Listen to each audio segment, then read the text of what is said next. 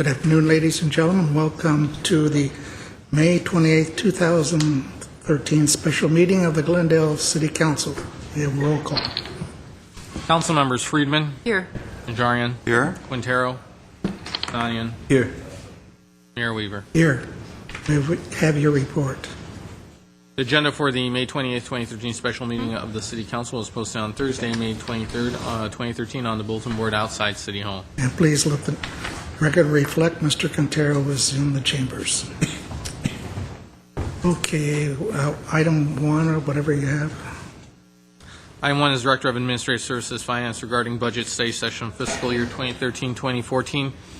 Budget process and general fund recap, summary of appropriations, review of proposed fiscal year 2013-2014 department budgets. And let's see, study session number 4, Mr. Cho, with 155 slides. Reduced number. It's reduced good, because this sets a record, you know. Jeez. Yes, sir. This is study session number 4. We will have really an encapsulation of the first 3 study sessions, and we will be providing you some summaries, but then also the assorted departments' budgets at a program level. We want to make sure we're providing good, high-level information to the council, but be able to answer any question that any of you may have as we go forward. At the conclusion of today's session, if we do not have any other questions or need for follow-up, then we will proceed to the budget hearings. As you see, we've been through May 7th, the first study session where we did our third quarter adjustments. We gave a preview of the coming year and also did our organizational profile. We've done the 5-year forecast. We've done the CIP, and now we're doing the assorted departments. As I said, we will be looking for a June 11th budget hearing and hopefully, presumably, a June 25th budget adoption. So we'll jump right in. In terms of where you begin, the journey is just as important as where you go or where you get to. We continue to discuss this notion of how the City Council sets the tone. So as a matter of your priorities, you see how all of this fits together. The Council sets the priorities, approves departmental strategic goals. We manage the key performance indicators in a cascading type of model of accountability and execution. We want to make sure that Council identifies that point on the horizon where you want to be over the next period of time, be it a year or really looking out over several years. And then you would hopefully approve those strategic goals that we believe get us to that point, and we measure our tactical progress at that key performance indicator level. So that is the model that we've had beginning in the current fiscal year's budget. We're continuing that into the coming fiscal year's budget. And it's important to note this first year we are assembling all of this information. Next year, in the coming fiscal year, is when we will have good information, good data to track back to. So we have encouraged all of our departments to not shy away from the numbers. They are what they are. We're trying to understand the capability and capacity of the organization given the restructuring that's gone on. In terms of the City Council priorities, this is what you have in the current fiscal year, and the Council's charge between now and June 11th will be looking at these priorities as again, they set the tone and the framework for what it is that we're trying to achieve, the organization, the community that we're trying to be. And be able to reorder them, add to them, subtract from them, and just generally amend them in whichever way you see fit as we get to the June 11th budget hearing. So from fiscal responsibility, I think that's where we have been in this current fiscal year in terms of making sure we're structurally balanced, or at least approaching structural balance, and maintain that realism in our assumptions, exceptional customer service, this notion that we are here to solve our customers' problems, and from there getting very focused in terms of what the achievements of the departments are in terms of being a safe and healthy community. When you look at the maintenance of our Class 1 status in fire, when you look at the continually dropping crime rate in police department, when you look at the matter that's on tonight's agenda, the smoking ordinance, or the continued tightening of that smoking restriction, those speak to safe and healthy community. With respect to economic vibrancy, as you'll see, we have exceeded this year's goal for the absorption of Class A office space, and we're doing well to approach our 18-hour day infrastructure and mobility. we continue to make the investments in our physical infrastructure, physical plant, and make good progress there. Informed and engaged community, one of our goals that is in progress now is the citizen satisfaction survey that we will be doing on a regular basis to make sure we know what our customers and residents and businesses want. Balanced and quality housing, from the number of the scores and hundreds of units that are being delivered in downtown Glendale to the high-quality, affordable, owner-occupied units at Doran Gardens and Habitat for Humanity. We are providing that balanced quality housing. Community services and facilities, the ongoing investment in parks and trails. This coming Saturday, you'll see the opening of the Mountain Dew and Verdugo Trail. So the City Council has continued to put emphasis on the quality of life for residents here in the community. Arts and culture, we have taken our first steps there in approving a strategic plan for the arts program through Department of Library, Arts and Culture. So we're making good progress there. And environmental sustainability, from the adoption of the bicycle master plan to the plastic bag ordinance and other endeavors that have been adopted by City Council. And all of these priorities, we have made meaningful progress in this current year. So again, the Council's charge over the coming couple of weeks is to determine, in consideration of everything we've been through in the budget study sessions, are these priorities still what we want to hold ourselves to? We want to add, we want to change, because again, at the end of the day, City Council sets the tone. And there you see it. So with that, I will turn it over to Bob Elliott, our Finance Director, who will run through the summary of the general fund, and then we will get into the departments. Bob? Thank you, Scott. Today we want to present to you all the different funds, starting off with the general fund. And the way we've done it, we've put it together in total fund summary by fund type. We'll run through that. Then we've got the different departmental summaries, and then we break those down even further. So we've sliced and diced it just about every way we can think of, so there's a good viewpoint and look at the different operations that go on. So let me start off with the general fund. We've seen this before. We went through that. We basically walked through the different changes in the general fund budget. We started at the original estimate of $165 million. We've had changes to our cost allocation plan. We've had increases to our sales tax revenues estimates, as well as our property tax, ultimately getting down to proposed resources of $169,500,000. Again, to recap the appropriation side, we started at $165 million as an estimated budget. We went through and added in the salary increases, which are step increases, and the GFFA COLA. The PERS increases offset by the cost sharing. We programmed in all the other increases for medical. We've changed some of the internal service fund rates, reduction in information services. Ultimately, we added back the cost of the traffic signals and streetlights, and that has a thread that weaves its way throughout. But that's coming back into Public Works to pay for the true up the cost for streetlights and traffic signal maintenance. All said and done, we'd had total appropriations for $170 million. Again, that was coming in with resources of $169,500 and appropriations of $170,700,000 gave us a gap of $1.2 million. As we walked through that and we discussed various options with the council, as we went through those, we decided, looked against the managed vacancies at $725,000. Those were vacancies in the police department, against further cuts within the departments, looking at additional layoffs, and we basically settled on using the additional $1.6 million that we are expecting, actually have already received, from the redevelopment distribution this year. So I think we're pretty comfortable moving forward with that strategy number one to balance that gap. And understanding that we will still have a savings from budgeted positions, particularly in public safety departments, positions that are funded, but that even under best case scenario, we could not fill. So that acts as a little bit of an insurance policy for the organization going forward. but we don't want to come to rely on that. We don't want to use that as a means of effectively and operationally balancing our budget. At the same time, as it's noted up there, layoffs for the sake of closing that $1.2 million gap is separate and distinct from restructuring for the purposes of refining our business process. So we want to make sure that those two items are very clear for council.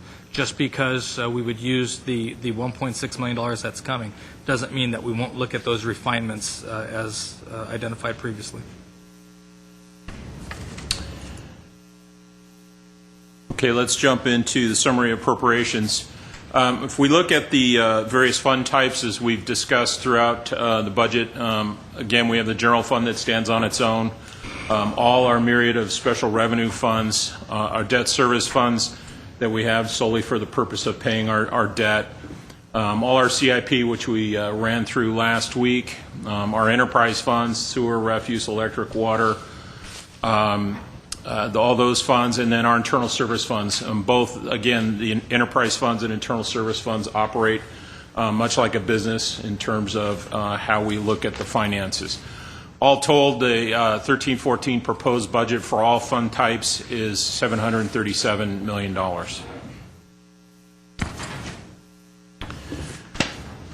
Just to recap where we are in terms of authorized position count, this year we had a total of 1,605 authorized positions. We've talked about that a fair amount, where the C had peaked at about 2,000 positions in, I believe it was 04-05. We have reduced significant numbers throughout. Again, this year we're proposing authorized count of 1,588, and these are the changes as you see. The majority of the reductions coming from fire and GWP. And again, looking at that number, the last time we were below 1,600, you'd have to be into the mid-1990s. It has been some time since we've been that low on full-time equivalents. Moving into the general fund by department, we've listed out all the departments on these next two slides. You can see the various proposed amounts for each department and the percent increases throughout, and I'll touch on some of those increases in administrative services. We've added back a couple of positions in payroll and purchasing, offset by some of the M&O that we had. So net increase of about $425,000.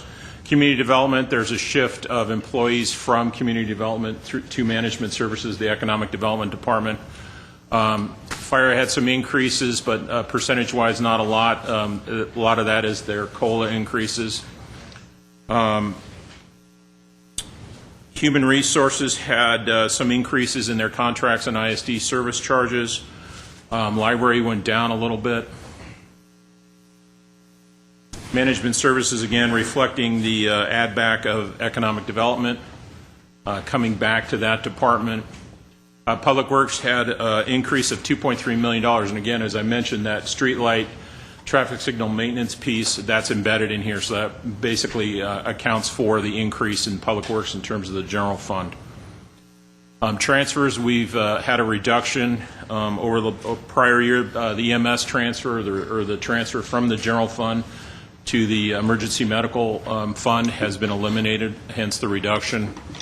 We're still paying for the retirement incentives for PARs. This is the second year in the general fund that we have that. This is shifted to our post-retirement fund, and then we actually make the payments out of there, and we'll talk about that when we get to there. All said and done, again, here's the recap of the $170 million as we move forward as proposed appropriations for 13-14. Moving into the special revenue funds, which we have quite a few of. As you can see, basically some of the changes within CDBG again has lost funding moving forward from the federal government. The increase in the loan mod housing is the residential development loan program accounts for the majority of that increase. The $190,000 increase in the Air Quality Improvement Fund, Fund 251, really isn't much of an increase, or actually it's a decrease. Mid-year of this year, we appropriated an additional $192,000 which gave it a total appropriation of just over $307,000. So it actually is a slight reduction, but this was the original adopted budget. I should qualify all these numbers too. As you can see, the asterisk. When we went through and did the reductions, we have reflected all the budget reductions in these numbers. We didn't have those numbers, as you recall, until the middle of December, after we got through netting out all the retirement incentives and other reductions of the PARS early retirement incentives. So these numbers reflect the actual reduced numbers, the net numbers. Continuing through the special revenue funds, you can see some of the variances and differences in the different Public Works Grant Fund.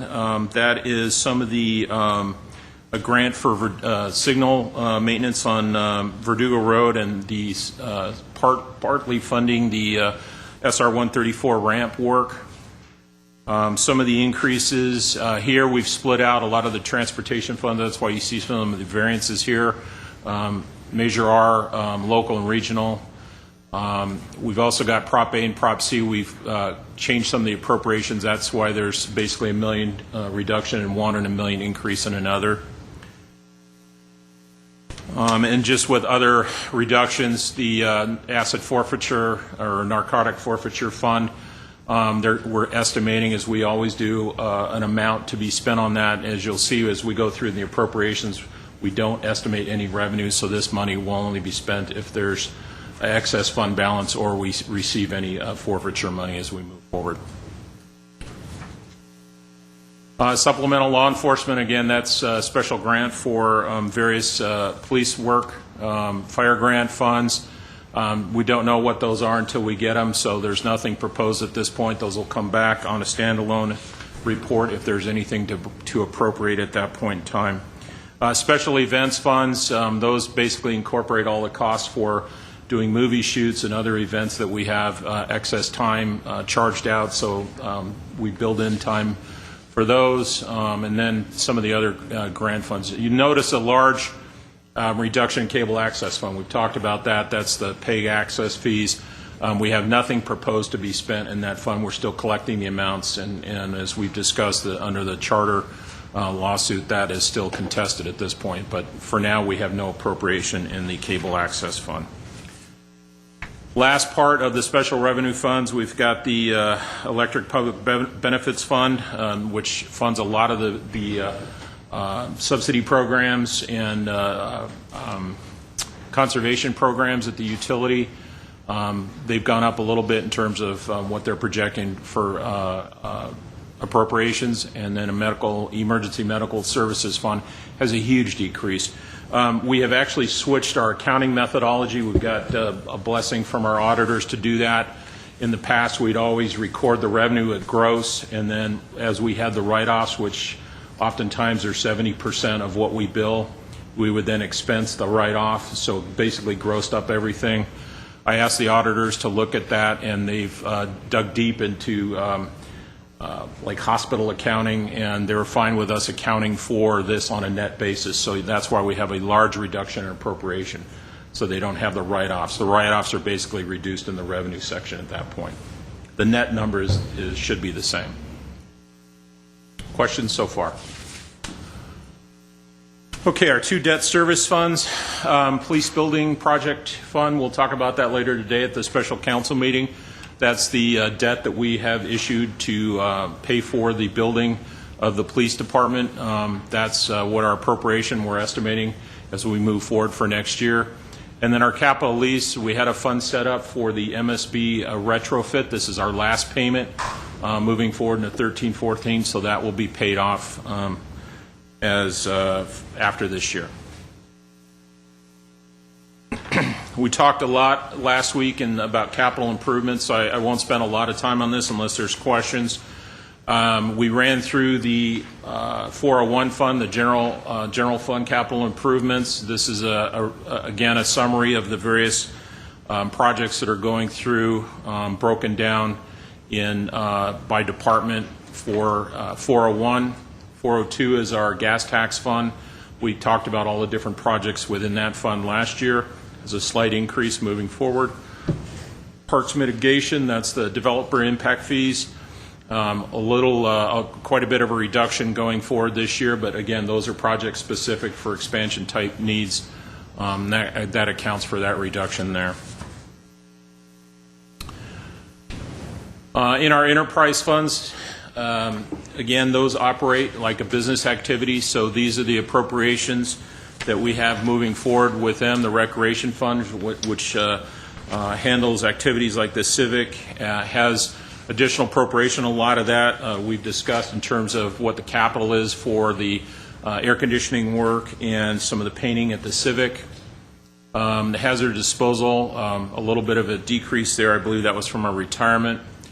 Parking fund, virtually the same. Sewer fund, quite a bit of reduction. That's basically a reduction in capital expenditures.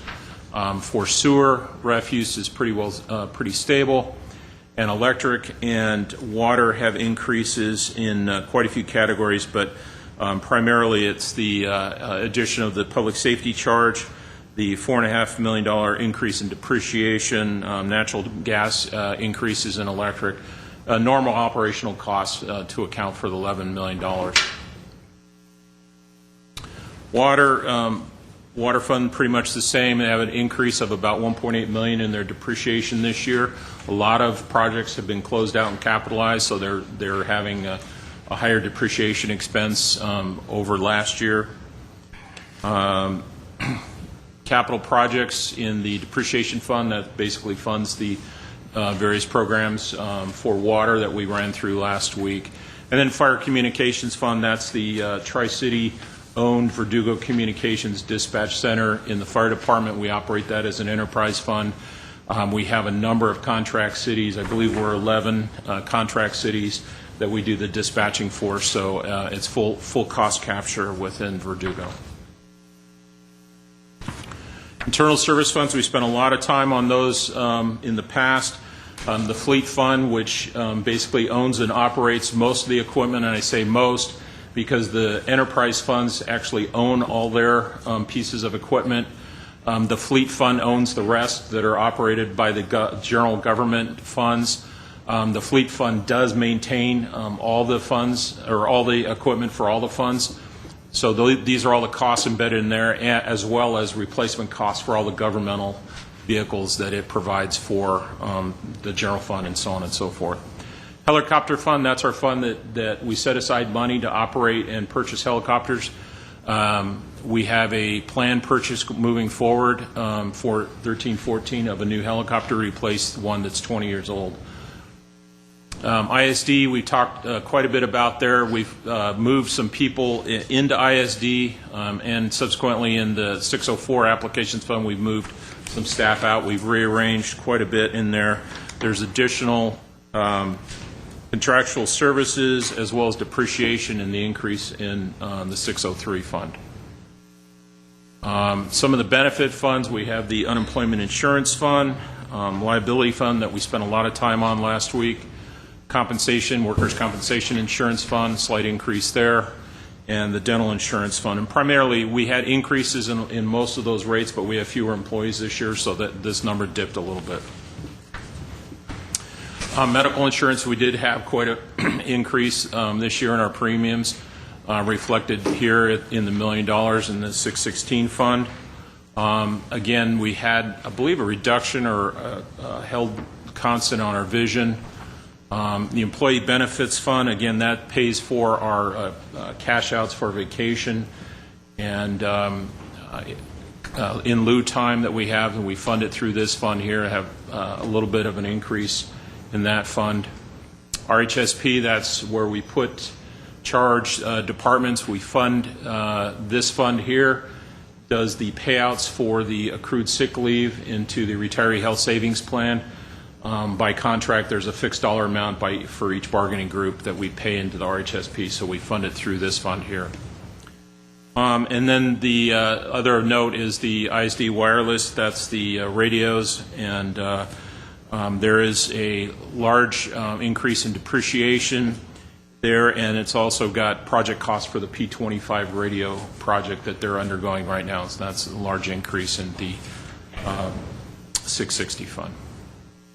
Okay, as you look at the next series of slides, and we will go through them rather quickly because there's a lot to get through, you'll see the dashboards for the respective departments, and I won't go through each one unless you have questions about them, but you'll also see the departmental scorecards, and I think what you'll notice is that as we try to figure out what the pipeline capacity is for the organization, for the various departments is, that we are finding that now. We're understanding now what the departments are capable of doing in this new configuration with the staffing levels that we have. You'll see some commonality in two internal service departments being HR and admin services in terms of what they were able to accomplish by way of their strategic goals and not able to accomplish, which is really a reflection of managing the early retirement and layoff procedures and MOU negotiations and the amount of time that truly took over especially the first half of this current fiscal year. And you'll also see in two of our other departments, ISD and in GWP, how the transition in leadership really does impact what the departments are able to achieve. And you'll understand more as we go through. So that being said, as we look at administrative services being our first department, what you have come to be more comfortable with in terms of the salary and benefits versus the M&O, what the total budget is, how the personnel breaks down, executive, management, non-management, hourly, so you get a full accounting of who's there. And then we have quite a few key performance indicators. However, you'll see on these dashboards, these are the ones that we think are most telling, or at least they're a good snapshot or benchmark for measuring that tactical performance of those different departments, a good snapshot as to what's going on within the department. You see here a lot of stability from the standpoint of administrative services. When you look at the goals complete, most of our departments are around that 75%. You'll see either they're in progress, meaning that the project has been started, or they are complete, or in some cases not started or incomplete. So when you look at administrative services, part of the goal here, as you will recall from last year and the updates that we have done, is to implement online reporting system for strategic management data usage and update. This will be ongoing as you see in the next year's goal, migration to a Tier 2 management information system and away, most likely, from the system that we currently have, which really is somewhat ill-suited to what our needs are as a government agency. You recall that expenditure control pilot program that we were looking to implement. We are flushing that out. That concept for budgeting allows for general fund departments to keep a small percentage of their generated savings from any given fiscal year so that they can be dialed into non-recurring types of expenditures that are of a departmental priority but that are seen as discretionary to the overall organization. So there's a built-in incentive for those departments to save money and use it for equipment purchases and use it for other types of, again, non-recurring types of expenditures. That is in progress now. We hope to have that complete by the end of the year. And you'll see that that would lend itself, if it is successful as we hope and expect it will be, that in the coming fiscal year we would implement that over all of our general fund departments. Yes? Well, I have a question on that. So if a department is able to realize savings, they get to keep that for a future use. A portion that they determine necessary? Who has that discretion? The department director, under the general direction of the city manager, under the general direction of the city council. So if library came in under budget and they got to keep 10% of what their savings was, so there's an incentive for them not to spend money at the end of the year for the sake of spending it. So they generate some degree of savings and they want to acquire more books for the collection. They see as that's something that they would like to do. Then that's a traditional kind of customary type of expenditure you would see. Now, if they wanted to get exotic and buy a gold-plated Rolls-Royce bookmobile, that wouldn't pass muster because ultimately the city council, city manager management services still has discretion over them. And does that only go for capital? Can they give a bonus to the employees in their This would be department? non-personnel, non-recurring. So it would be equipment, it could be facility, it could be M&O, professional services. Maybe they've been holding off on planning and extension of their fiber system, and they wanted to they just didn't have the funding. Well, if they're able to accumulate small chunks of funding, they can do that. And there's an incentive for those employees from the director down to the line to understand, there's a benefit to us in saving money. Would you review all of these in the current year before they could keep them? How do you mean, sir?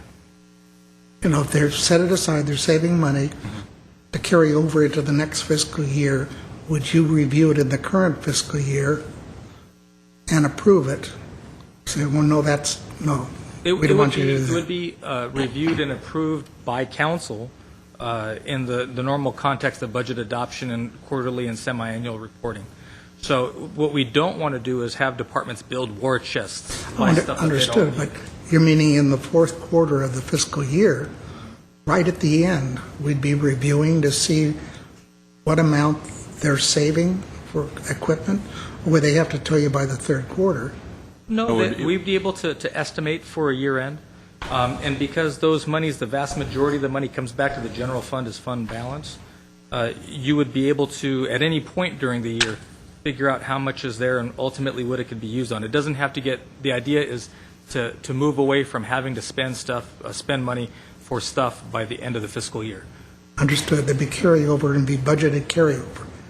But Operationally, we'd probably pull it in and then have any decisions made by the first quarter report. maybe the council would approve every single department? No. What we would envision is that if there is a projected savings in a department, general fund department, the formulaic split between that which comes back to the general fund balance and that which stays would be identified and considered as part of the overall budget. But whether or not that money gets expended in a date certain, because a department, especially a smaller department, may end up saving $10,000 in a year. And they are looking to purchase, again, using the library as an example, an additional book collection that might cost $40,000. So they might accumulate that type of savings over a period of time if they actually have that savings, if they can demonstrate that that savings exists and be able to do that. Well, I'm very aware of budgeted carryover because I did the same thing, the Corps of Engineers. So I'm just wondering, you said the council will approve. I'm wondering when we're going to see that snapshot in time of what is their projections, what departments might think they'd like to budget for and carry over. We might not, because it sounds like you're asking for us to approve it. No. What we would be showing you is just what the departments happen to be carrying, and we would put a use it or lose it date on there. So again, the goal is not to have departments accumulate war chests, big chunks of undesignated. Understood. Right. It's got to be manageable some, but Yes, but we do want the departments to have some self-determination over that which they would spend that money on, because that's the incentive for those employees, the total range of employees, to recognize that saving money saves their department money. I understand all that. I'm just wondering, when you said council will approve, I'm trying to figure in my head where that's going to factor in. Well, you say it'll be during the budgetary process. That and you would see, we would provide for you, for example, expenditure control balances for the various departments. Let me put it this way, about this time next year, we're going through the budgetary process, then we would see those. My expectation, again, would be on the quarterly and semi-annual budget. I want the council to be aware of what the departments have. And then what the departments end up wanting to spend that money on would ultimately have to come back to council, presuming it's not within my signing authority. But I'd be willing to bet it'll be the third or fourth quarter before the departments will be able to see their way clear to save some of that money. It's not going to be in the first, second quarter. The budgeted carryover would be in the budget year. not budget year +1 or +2. Right, so at the closeout of this particular year, if we're using library as the pilot example from this year's strategic goals, we would be able to indicate that were we playing by those rules, Cindy Cleary might have $15,000. And then she would be able, her department would be able to allocate those resources for some non-personnel, non-recurring capital or M&O expense. I understand that part, just when you tell us to get involved. Will those funds be in a lockbox for that department? Or if ISD needs something really badly, can they petition you to move that over? At the end of the day, we have, it's all general fund money, it's all city money. So if it was Katie bar the door and we needed cash, then all of those ECB balances could be swept back to the general fund for whatever purpose. With no hard feelings? Hard feelings are a relative term, I suppose. Subject to discretion. I think it's important that Yeah. that everyone understands the rules of the Surely. policy here, so there are no objections. You know, this was our money, we saved it. To hell with those other guys. You know, let them save their own money. We needed our books, our additional collection, or whatever it may be. Understanding that it's ultimately the council's policy decision. So yeah, at the end of the day, all roads lead back here. Let's just talk very quickly. This is an easy one with respect to the fund summaries, Bob. Okay, moving through the various departments, obviously administrative services were only general fund. Appropriations gone up a little bit from last year. As I mentioned earlier, we've added back a couple of staff in some critical areas. Breaking that down in terms of total salary and benefits, and I'll do this for all the different departments and all the different funds. So you'll see a lot of this breakdown as we go through it. So again, salary and benefits, these are the different components that make up the total $3.9 million in admin services. Additional amounts in our department is the M&O. Primarily that's our ISD service charge, our audit fees, and any other consultant fees that we may have, and then just, office supplies, et cetera. So total M&O of $1.5 million.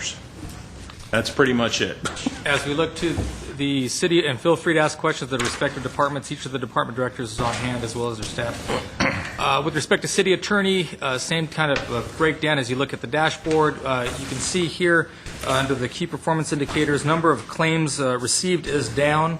The number of claims that have been closed out is down significantly, and pretty stable the rest of the way, although when you look at legal service requests here, this number, and keeping in mind that these fourth quarter numbers are all targets. Some are averaged out, some are based on last year's year-end numbers and provide an extrapolation here. So these are targets. So in your first quarter,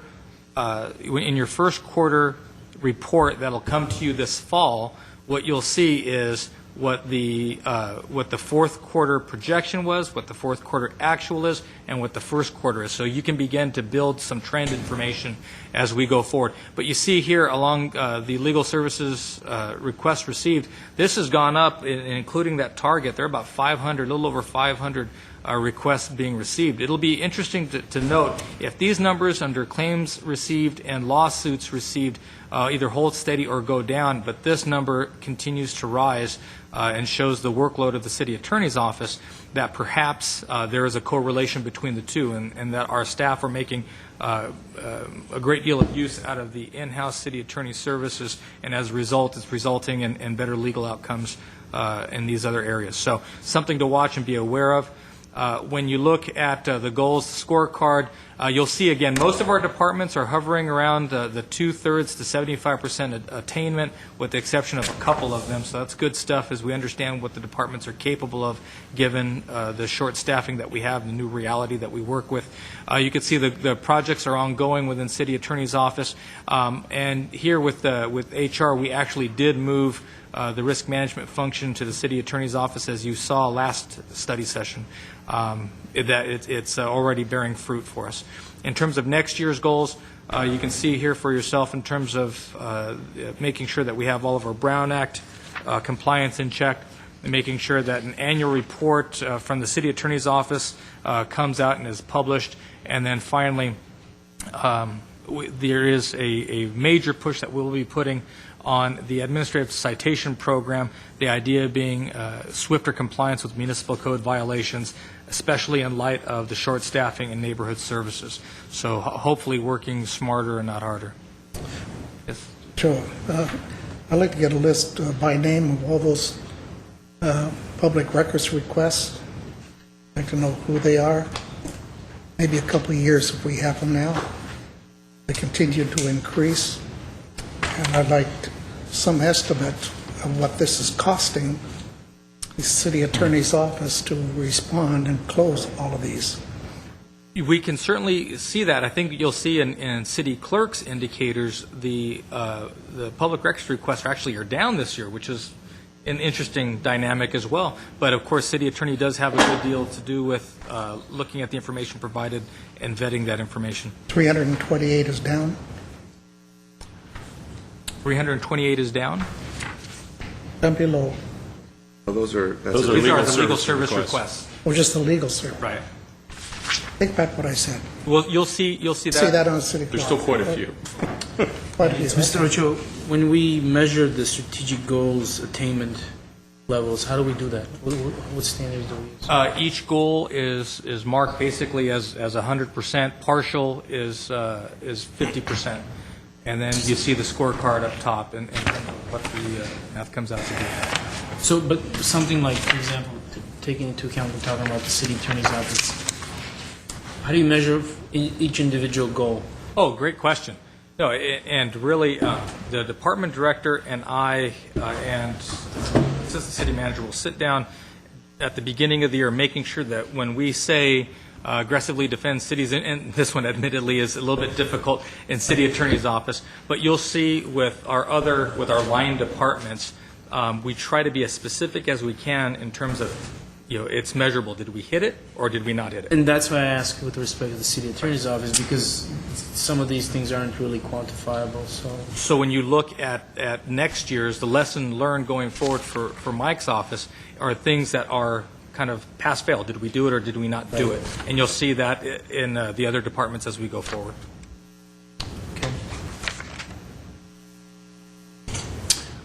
The fund summary for the city attorney's office, again, as Scott said, we moved the liability insurance fund into city attorney's realm, hence the large increase in their budget. Their general fund is about $3.2 million for this year. Liability insurance is about $7.7 million. Total budget of about $10.9 million. In terms of breakdown, salary and benefits, you can see the distribution, $2.1 million in salaries in the general fund. Total salaries and benefits, $2.8 and $323,000. Not much in terms of salary and benefits in the insurance fund. The lion's share in the insurance fund is what we pay out for claims or insurance.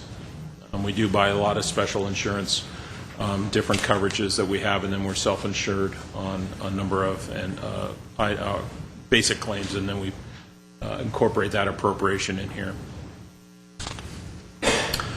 Something you didn't see in the finance department, but as we move forward, only because admin services is all general fund, but any department that is beyond the general fund or outside of the general fund, we're trying to show you what the total budget impact would be for the entire year. So in the insurance fund, we have budgeted revenues of $7.6 million, appropriation of $7.7.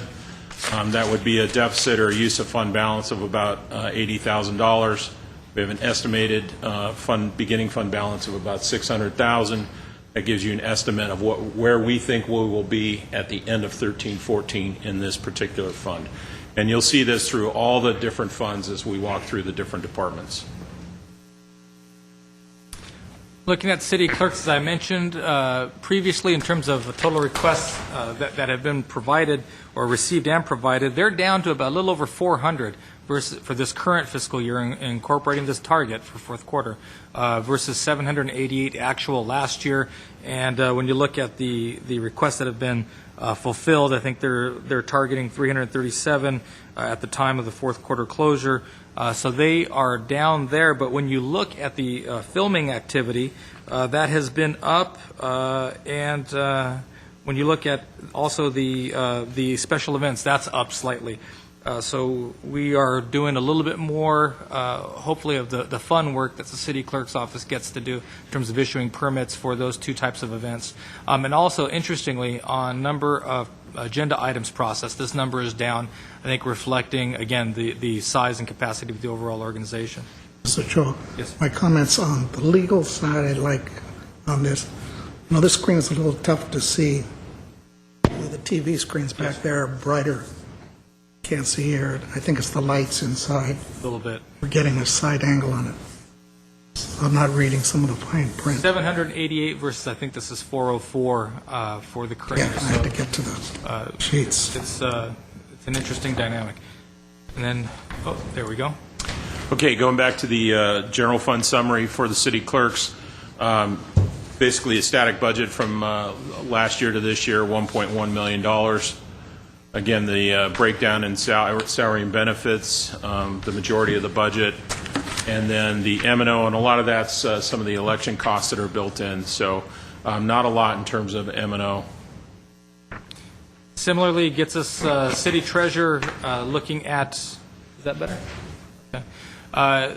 As you've heard Mr. Barucki long lament, and now Mr. Manukian, I'm sure, is following suit, the market is quite anemic and has a direct impact on our total investment earnings per quarter, especially as we've drawn down some of, not so much, drawn down some of the portfolio, the large check that we just wrote to the county, kind of Excuse me, forefront in Mr. my mind.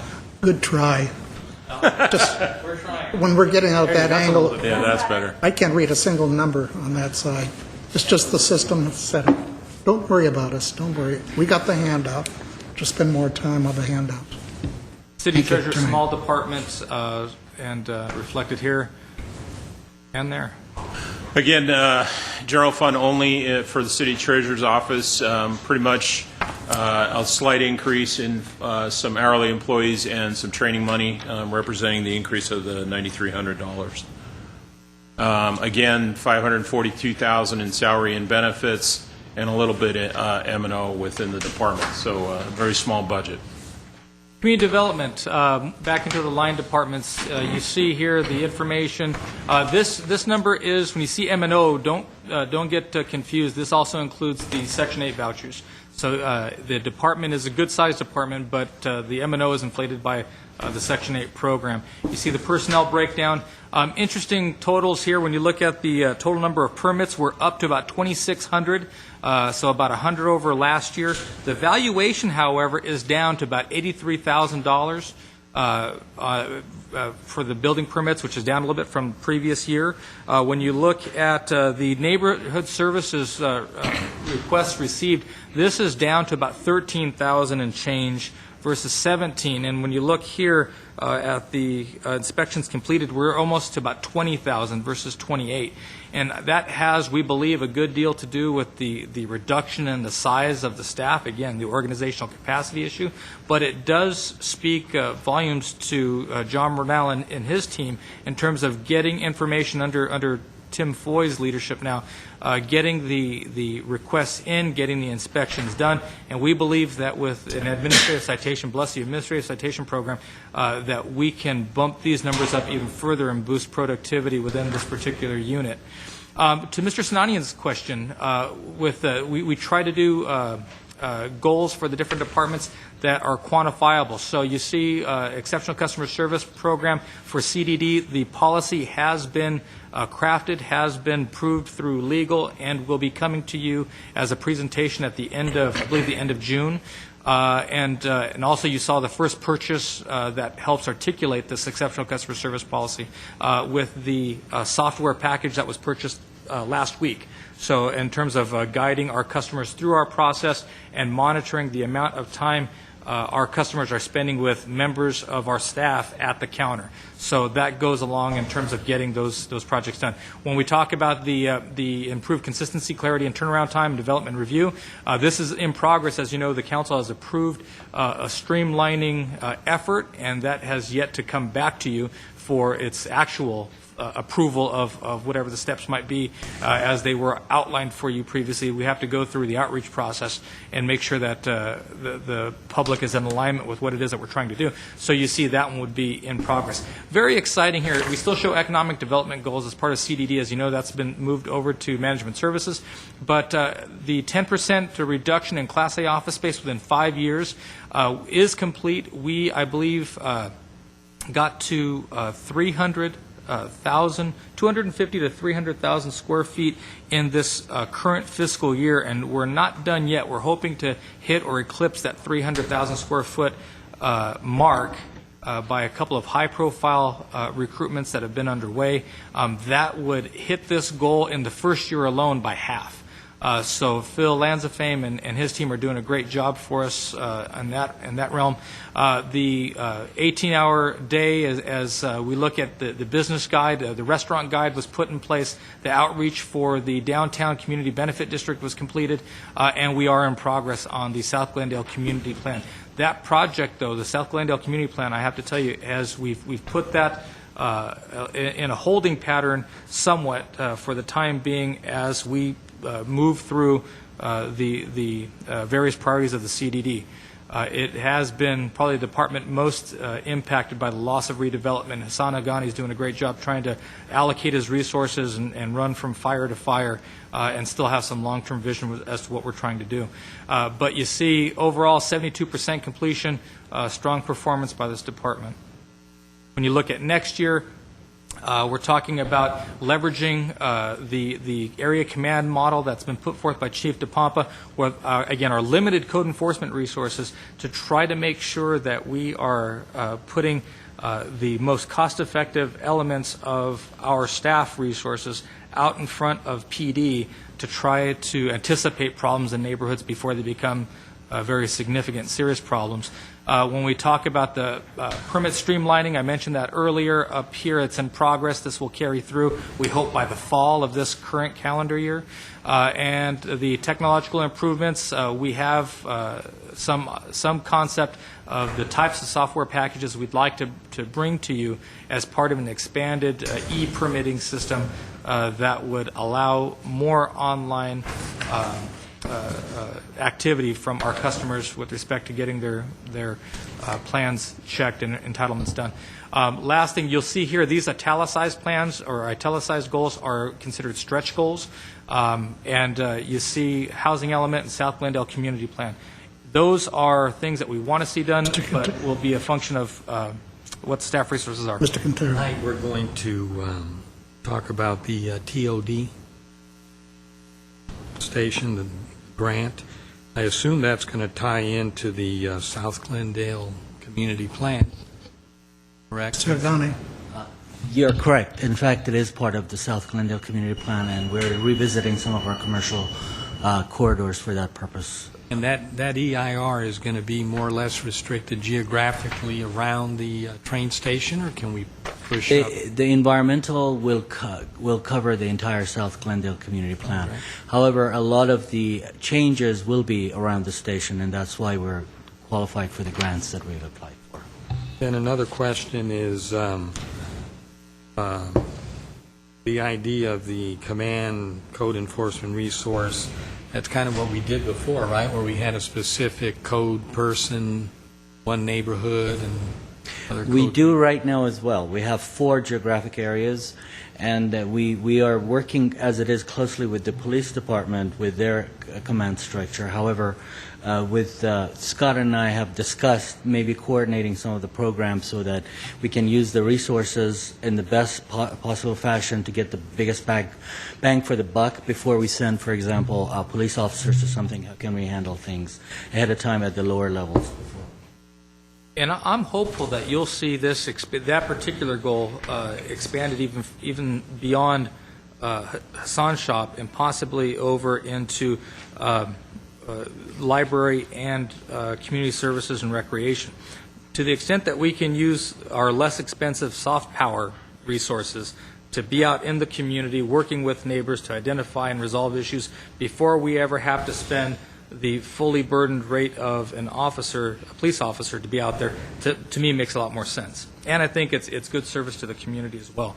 But we will be doing that study this coming year to see if it's possible in Glendale, given our geographic size and diversity.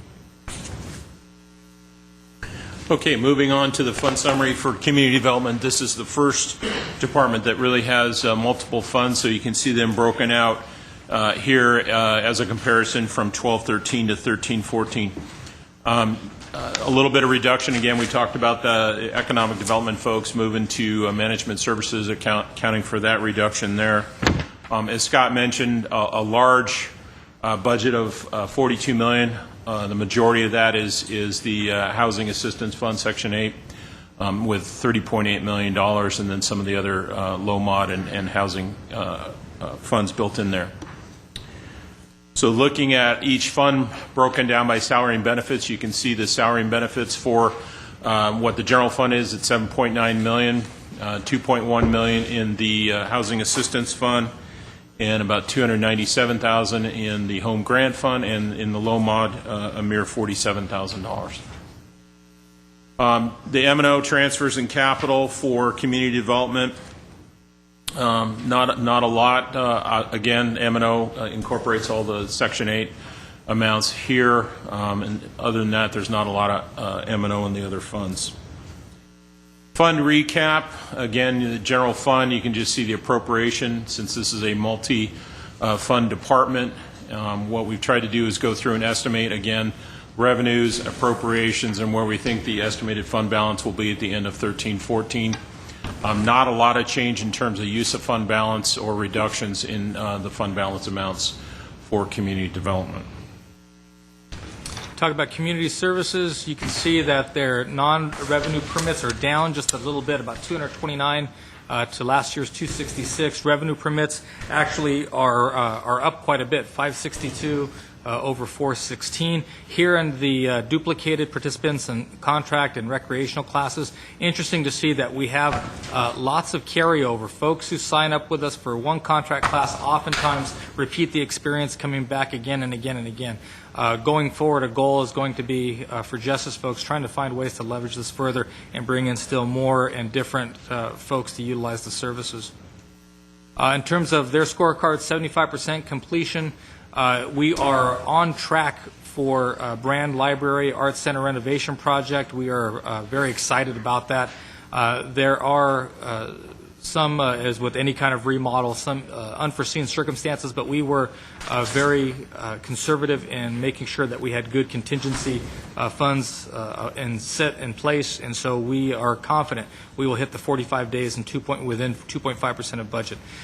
When you talk about the self-sufficiency index, we did experiment with this concept, an index that would help the CDBG staff in working with the various nonprofits that come before it to seek funding. It was interesting in that we had put together some idea of what an index would be, measuring and trying to take stock of various factors that we would measure our nonprofits against to determine best allocation of resources. Ironically enough, though, we were not met with a great deal of demand from the nonprofits for resources beyond that which we had available.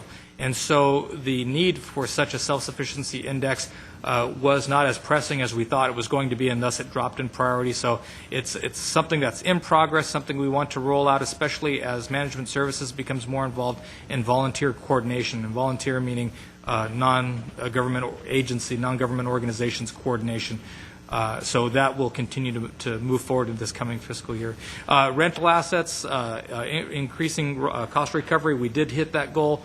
When we talk about expanding the volunteer base, especially with the mountain bike patrol, we hit that goal, expanding the use of folks by 15% of volunteers. by 15%. We were able to do that and transition the parks maintenance, parks facilities maintenance function to Public Works to cut down on repetition in terms of that contract service. So we consolidated all of our facilities maintenance in Public Works. So between Parks, Community Services and Parks and Public Works, a very seamless transition, something that needed to get done this year. We look to next year. We take the next step and look at parks maintenance and understand what the capacity is for the existing staffing levels that we have today, considering that we are continuing to deliver new parks, yet we don't have all of the resources necessary to maintain them. So we are outsourcing the maintenance for certain elements of our parks functions, parkways, landscape medians, what have you, and trying to understand the best use of our in-house resources versus contract resources. That will go a long way in understanding what the future of parks maintenance is within the organization overall. We are contemplating moving the workforce investment and board function to economic development. Currently, that's what CSP. It's been moved around from different locations, and as CSP became much more of a human services department over the last 5 years, WIB transferred over there. We are evaluating whether or not it belongs there and whether or not it is an economic tool to be leveraged through economic development. So that study will be underway in the coming year. Increasing rental facility income by 5% is another goal, and then a stretch goal is going to be working with GUSD to open up their campuses and other opportunities for community organizations to use those assets. Okay, in terms of a fund summary for CSP, you can see the general fund here, roughly $9.5 million, a slight increase from last year. Moving into, it has a number of special revenue funds. CDBG, which we've discussed, has a reduction in funding moving forward. Some of the housing and emergency shelter funds, workforce investment, not a lot of increase or decreases with all those. Nutritional meals went down a little bit this coming year. Looking at the two CIP components of CSP, we talked a lot about the CIP last week. Big increase in 401 for Park and Rec, and that's primarily the Pacific Edison redo work that as a result of the settlement in the lawsuit. Parks mitigation fee is a reduction in appropriation. That's very restrictive revenues, so those will be spent on a case-by-case, project-by-project basis. And then, again, the enterprise fund, the recreation fund, 501, increase in this year. Again, the biggest chunk of that is the HVAC work at the Civic and some of the painting. Total budget, again, about $29.8 million for Park and Rec, or CSP. How it's broken down fund by fund in terms of salary and benefits. The lion's share within the general fund of $6.2 million. You can see the amounts in the other funds. Workforce Investment Fund has $2.7 million. Youth Alliance of $1.4 and the CIP has some at $714,000. Parks mitigation, a little bit of salary there, and then the 501, about $2 million. In terms of the M&O transfers and capital broken down by fund, M&O within general fund for CSP is $3.3 million, CDBG about 1.2, supportive housing at 2.1, 158,000 for the emergency shelters, workforce investment 1.8, about 250,000 in the GYA, nutritional meals about 225, and again the CIP about $3.8 million. Last slide on the transfers in capital. Again, park mitigation about 485 in terms of CIP, and the recreation fund about $2 million in total. And in terms of our fund forecast or estimates where the fund balances will be, again, CDBG spends just about everything they get in terms of the benefits they provide. Very little estimated fund balance. Again, same thing with all the other grants. We basically spend what we receive. Again, same with workforce investment. GYA will have a little bit of estimated fund balance. CIP, again, we're pulling out the $3.6 million for Pacific Edison. And lastly, with Parks Mitigation, there's still a little bit of $3.6 million in fund balance estimated there. That does not include some of the projects that are already ongoing. So this will actually be less as we spend some of those carryover projects. Recreation Fund, again, with the revenues against appropriations, using a little bit of fund balance, we'll estimate the ending fund balance at $3.7 million. Moving right along to fire, you can see that we are on track for one of our busiest years on record. Over 17,000 calls for service. That is something that, I don't know, Chief, when was the last time we ever got that high? Have we ever been that high? Never have been that high. 17,242 calls is what the projection is for this current fiscal year. This is something we take a great deal of pride in. We ended last year 49 days on average for the turnaround time for plan checks to get through fire plan engineering and plan check review. You can see that by the end of this current fiscal year, we are targeting 18 days, or 15 days rather. When you look at our response times, we have gone up about 5 seconds and about 18 seconds respectively in EMS and fire, but this is still, EMS is still well below the 5-minute target, and fire is still well below the 5-minute 20-second target. Slightly below the 5-minute 20-second target, I'm sorry. And when you look at something we try to track and monitor in terms of overtime worked, we are above last year's target, or last year's actual in overtime. We are about 143,000 hours versus 123,000, and the cost is reflective here. The reasoning behind that is we had more folks going to paramedic school, as we had a pretty significant turnover in the fire service, and we're sending people off to paramedic school. Thus, we hire back to fill their spot while they're gone. We have had some IODs, and then, of course, the retirement, the early retirement of a number of our employees as part of the ALS-BLS program. Suffice to say, as you heard, I think it was 2 weeks ago, we do have the salary savings that is reflected by the loss of those positions, or the vacancy of those positions, to cover the overtime that's worked. But again, something that we do watch and monitor. When we talk about the goal attainment, 83... Chuck, stop. The overtime hours that are presented here are the ones that the city has to cover. Yes. When they go on the fires and they're reimbursed, that's not reflected here at all. No, well, that is reflected. This is total. This is all overtime hours worked. Everything that's overtime. Okay, but, so this includes the ones we get reimbursed for? Yes. And we have had relatively fewer this year, this current fiscal year. It really, our issues are our own. Again, paramedic school, vacant positions that we are now filling currently, and a couple of long-term IODs. What's the reason that we're getting so many calls? And why are we setting records in those? That's a great question. Like us.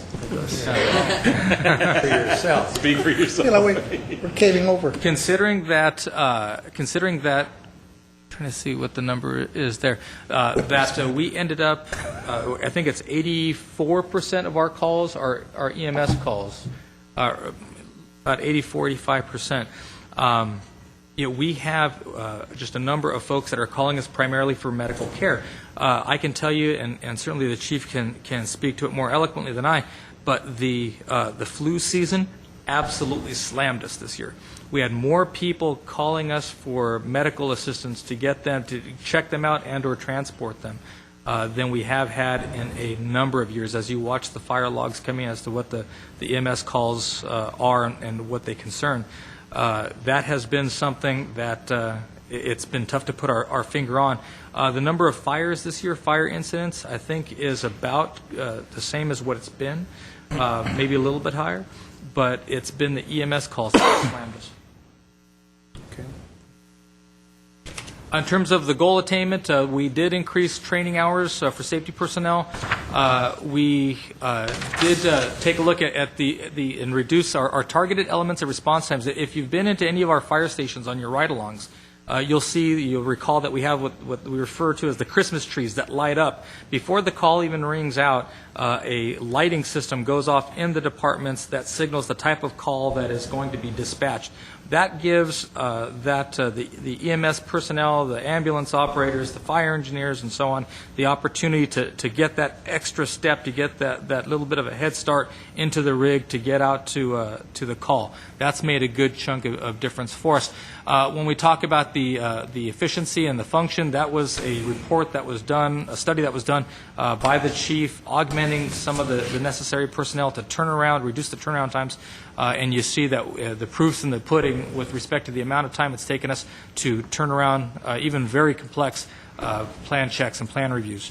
The ALS, BLS program, as you'll recall, we did do the evaluation on the one-year anniversary that came to you this past winter, and we, in terms of what's in progress, still reducing liability, workers' comp is something that we are focused on. You saw last week the departmental usage. Fire is in one of the top 4 departments, and we will continue to work on that. We think that by increasing training, you're making people more fit, and hopefully that'll have the long-term residual impact of reducing those costs year over year.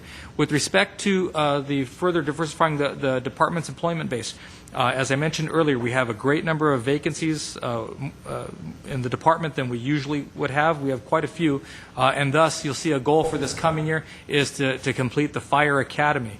When you'll see later on in police the success that the department has had in diversifying the employee base, they've been quite successful. I have every expectation that fire will be as well. Thus, when you look for next year, the overtime tracking and metric, making sure we know what our costs of doing business are and why things are the way they are.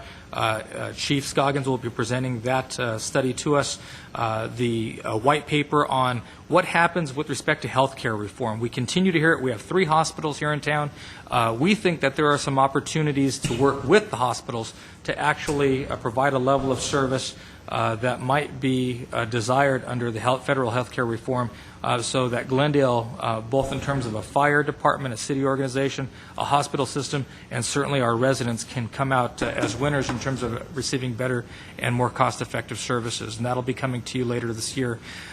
We will be finalizing this pilot program that we have underway with respect to plan checks, assessments, and not quite codifying, but putting in place the permanent staffing levels and contract levels to make sure that we continue at the pace that we're on now and turning plans around.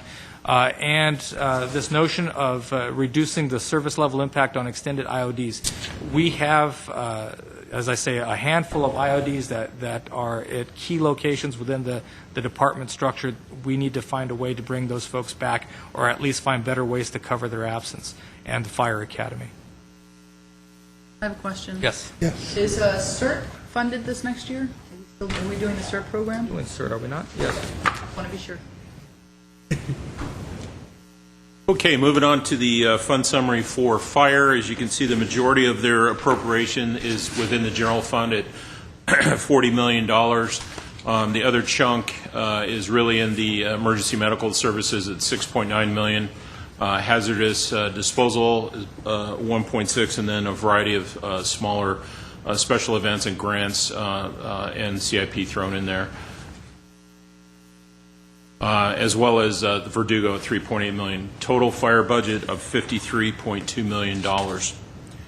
Broken down by salary and benefits, line share in the general fund of $34.8 million, a little bit in the fire mutual aid, as well as special events. Hazardous disposal, about $1 million, $3.6 million in the emergency medical services, and $2.3 million in the fire communications fund. In terms of M&O, general fund 5.1, a little bit in the mutual aid and special events fund. CIP was $592,000. And within the hazmat of $539, EMS of $3.3 million, and about $1.4 million for fire communications. Total fund recap, again, $40 million appropriation for the general fund, very little in terms of the other funds and estimated ending fund balances. Capital improvements, there's some of the funds that, or projects we talked about last week with the fire department, some miscellaneous work.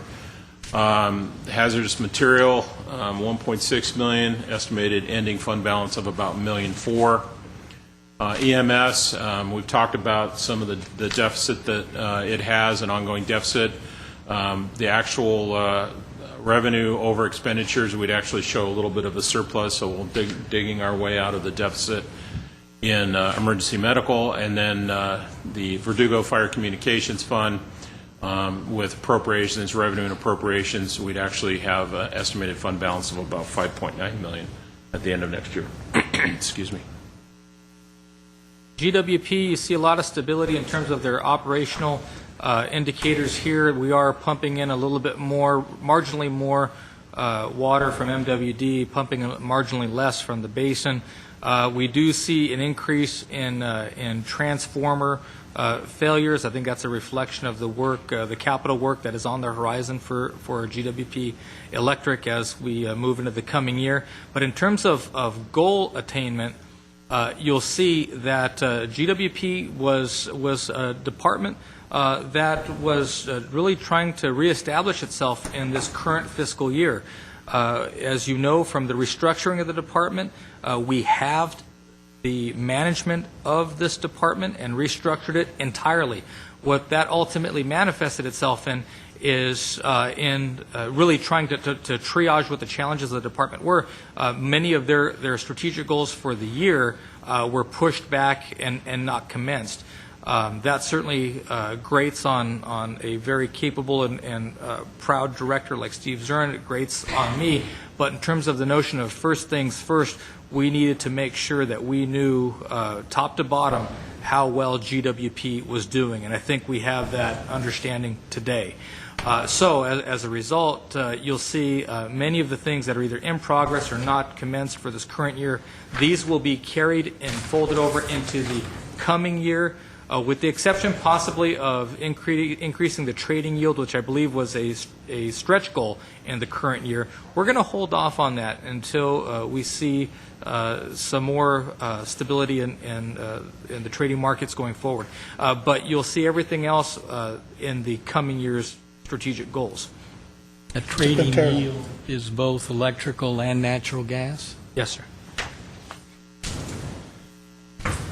You'll see for the coming year, in terms of moving all of our units, part of the challenge that I think Steve's had, both in managing two departments, but is also that a number of his business units are not on campus. We are bringing all of those folks home into the Perkins building. The upside of having reduced as many positions as we have is that now there's space on campus to move these folks. That'll reduce operational costs. We also want to make sure that our utility modernization program is fully functioning and making sure that our system is more than just a fancy billing system, that we actually can have meaningful two-way communication with our customers about their utility usage. So that is a major focus. We also have the electric utility rate restructure upcoming and potentially the increase, and if there is an increase, then we would need to do a bond issue to do the capital program that was outlined for the council last study session. Okay, fund summary for GWP. Again, the electric utility total appropriation of $232 million, increase of about $20 million. A lot of that is increases in natural gas, depreciation, gas depletion, and capital expenditures make up the lion's share of that $20 million increase. In terms of the water utility, about a $60 million increase. Again, increases in depreciation and capital projects make up the majority of the $12.6 million increase. Public benefits fund is virtually the same as last year for a total budget of $298 million. Broken down by salary and benefits by fund, again, $25.9 million in the electric utility, $8.9 million for water, and a little bit of $466,000 in the public benefits fund. In terms of M&O, electric obviously has quite a large maintenance and operations, and $206 million there. Water is 51.4, and public benefits of 5.8 million. Where we're estimating the ending fund balance, you can see revenues estimated at $198 million, less the appropriations expenditures, adding back our asset capitalization. And you haven't seen this in some of the earlier slides, but basically this is where we're turning our investment of cash into assets. With that, we're projecting about a $20 million loss for next year for the utility, reflected here in reducing the estimated fund balance from 326 to 306.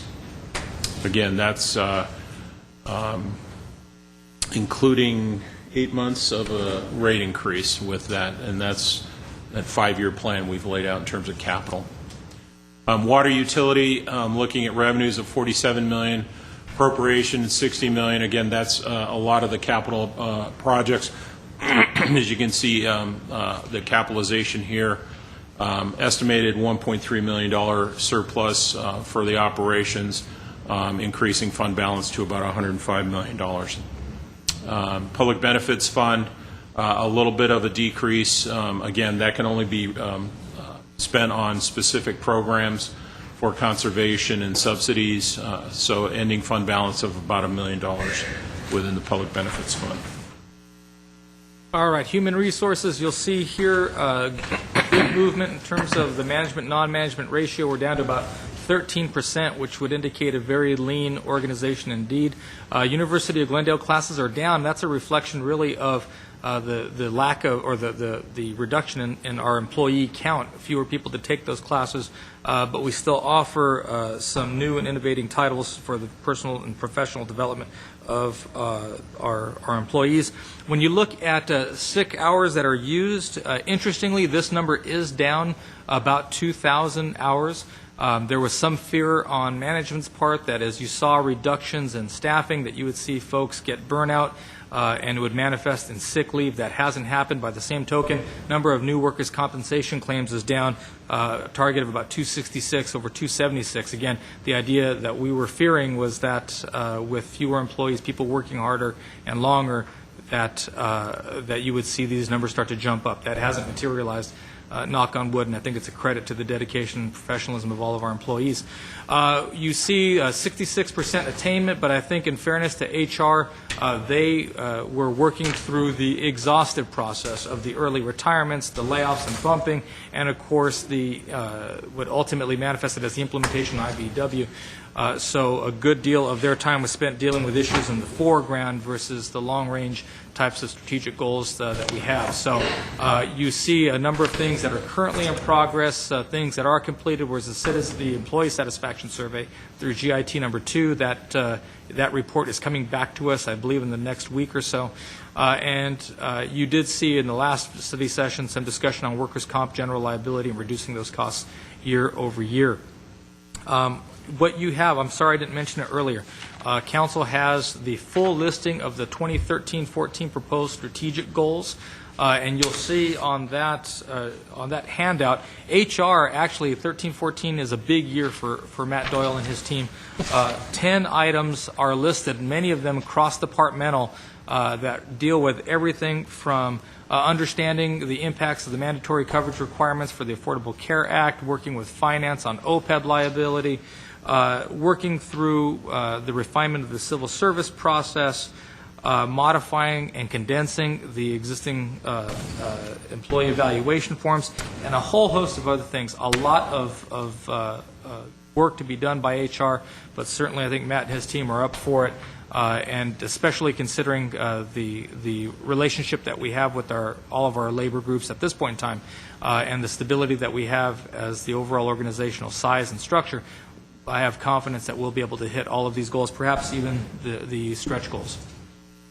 Has the staff done any preliminary work on the implementation of the Affordable Care Act and how it might affect city employees?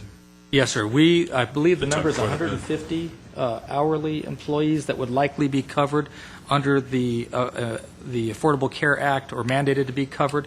What we do with those employees, we do have some level of flexibility. They're not part of a bargaining group, and so if we are mandated to provide medical coverage similar to what we do with all of our other employees, we think that there's an opportunity to secure for them perhaps like a Kaiser HMO or a lower tier product, and as with all of our other employee groups, have the employee match a portion of that cost. So it stays affordable, but it will be a new cost to the organization overall. And it's still a little foggy to see all the impact, of course, but we do have a good beat on it.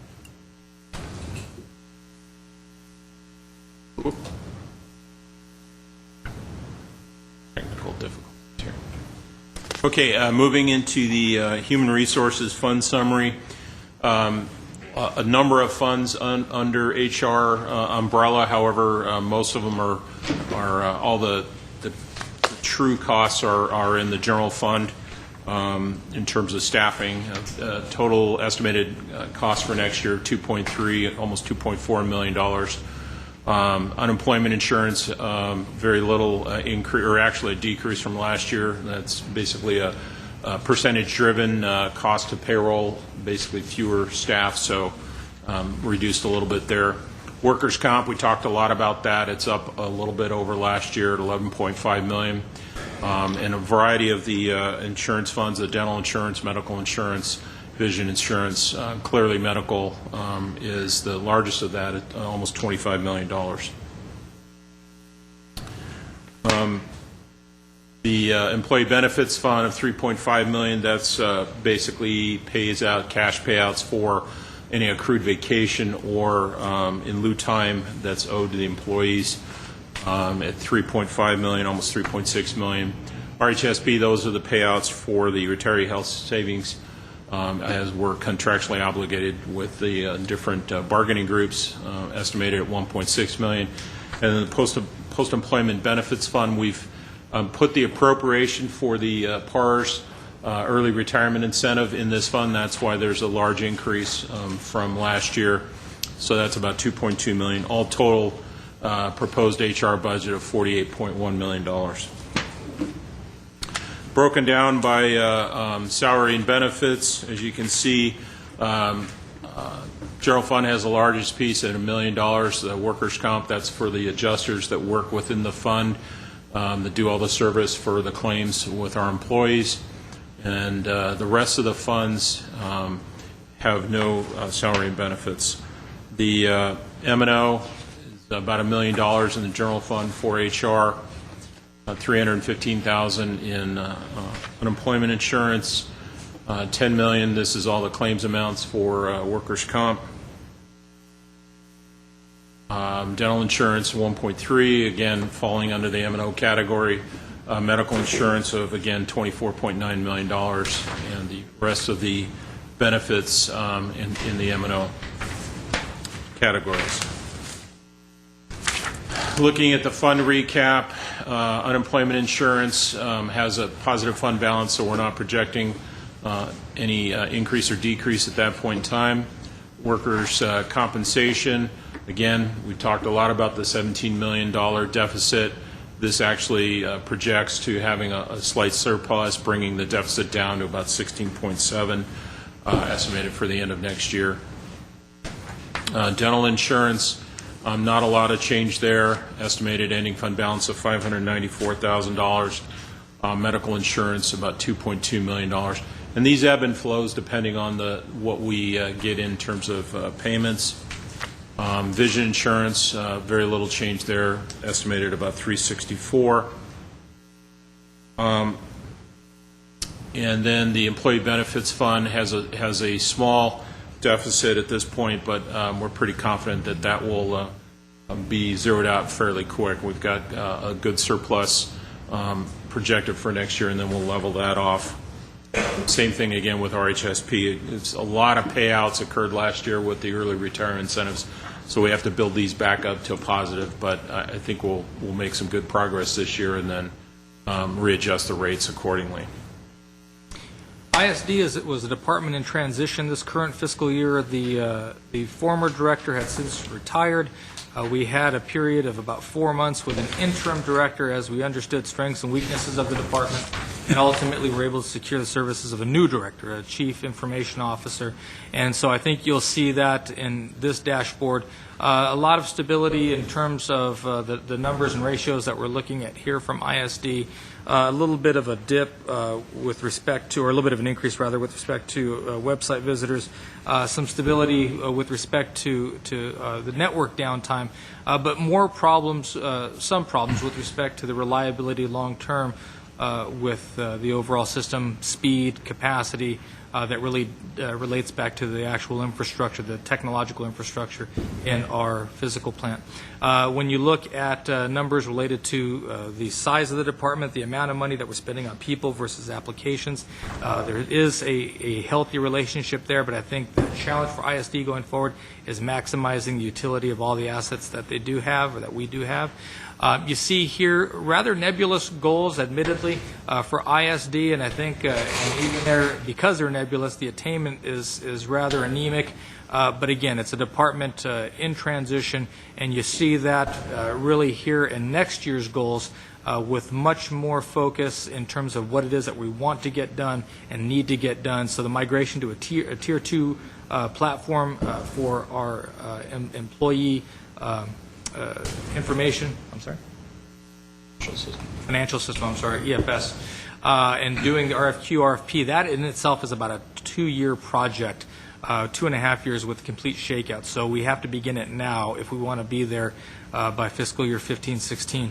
The construction of the INET, replacing that, as you know, from the charter lawsuit, actually putting in place an IT strategic plan, talking about the types of applications that we want to secure and what we expect them to do, especially as we look at fewer people. Technology needs to provide some kind of dividend if we're not going to add back the staffing levels that we used to have. We need to leverage technology a bit better than what we have and have it all done in a more focused way. And then at this point, again, completing the transition and the departmental reorganization. Hefty goals for the coming fiscal year, but Brian Ganley, our new CIO, seems up for it. We have confidence in him. Mr. Quintero. I want to start by thanking the interim IT director. Thought, all kidding aside, did a real good job of smoothing the transition. I thought he did a great job. Then I actually flipped it out. I have to find it. There was an article in Business Week that talked about a city in northern Spain, Santander is the name of the city, and the incredible amount of money that they saved. They got a grant from the EU community. The incredible amount of money they saved with sensors. They literally put sensors, everything from water to, I don't know, they listed a number of different locations where I thought, boy, that's interesting, and saved an incredible amount of money by each department in that city being able to monitor whatever it is that they did. So I've got, when I find the article that I set aside, I'm going to give it to you, Mr. Ochoa, and you can pass it on to IT. Thank you, sir. Okay, moving on to the fund summary for ISD. Three funds under the umbrella. ISD infrastructure, that's all the equipment, the gears, switches, computers, servers, so on and so forth. Increase over last year of about $2.6 million. Again, we've done a lot of shifting. That's some employees coming back to that fund. There's an increase in contractual services. I think some of that was shifted back of about $1 million, additional depreciation, and other increases within this $2.6 million. In terms of the applications fund, there are some employees shifted out. That's the lion's share of this reduction here.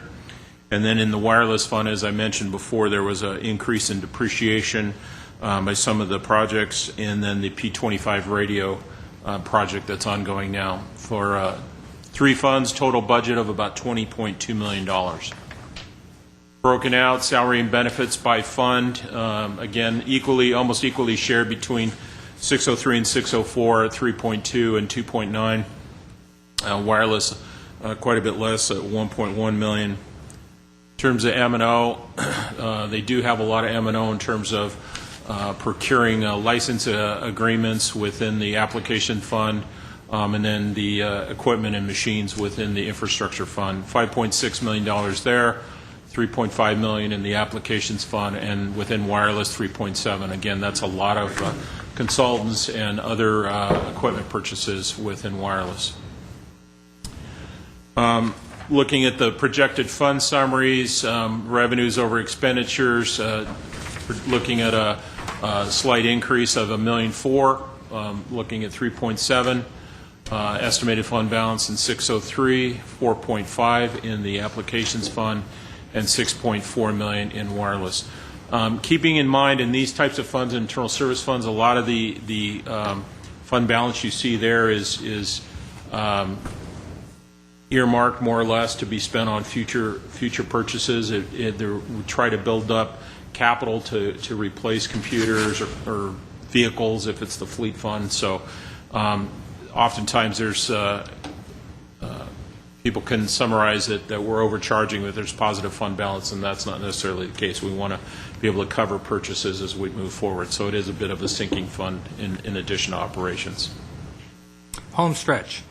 Library arts and culture, you see that circulation per capita is up about 5.66 over 5.03. Children's program attendance is way up, about 31,000 versus 22,000.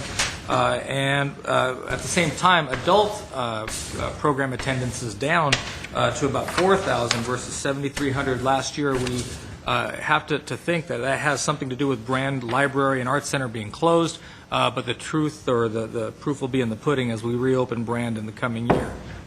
We look at the usage and hits on the library's website being down. That's something that we'll be addressing in the coming year. When you look at the items that have been completed for their strategic goals, 80% completion, attainment, the full integration of arts and culture into library, more than just the name change, the actual programming and staffing has been accomplished and quite successfully. They are actually quite functional at this point in time, and we're very excited about that. Brand Library and Art Center, as I mentioned, is under construction. We're on target to get that done at the end of this summer, early fall. And part of that means that we have this huge, new, wonderful, beautiful asset for the community. We want to reintroduce the community to this asset, and so we are putting together a plan, a community outreach initiative that will come back to council for your blessing, but that is something that will leverage folks' use of Brand over the coming years. So it isn't just a ribbon cutting and a ribbon cutting type of ceremony, but it is a full year's worth of programming to really leverage the arts and culture component of that tremendous asset. We were able to do a great deal with part-time and volunteer utilization in our branch libraries, such that we have, at this point, a number of our mid-level and senior library staff managing multiple branches of the library system.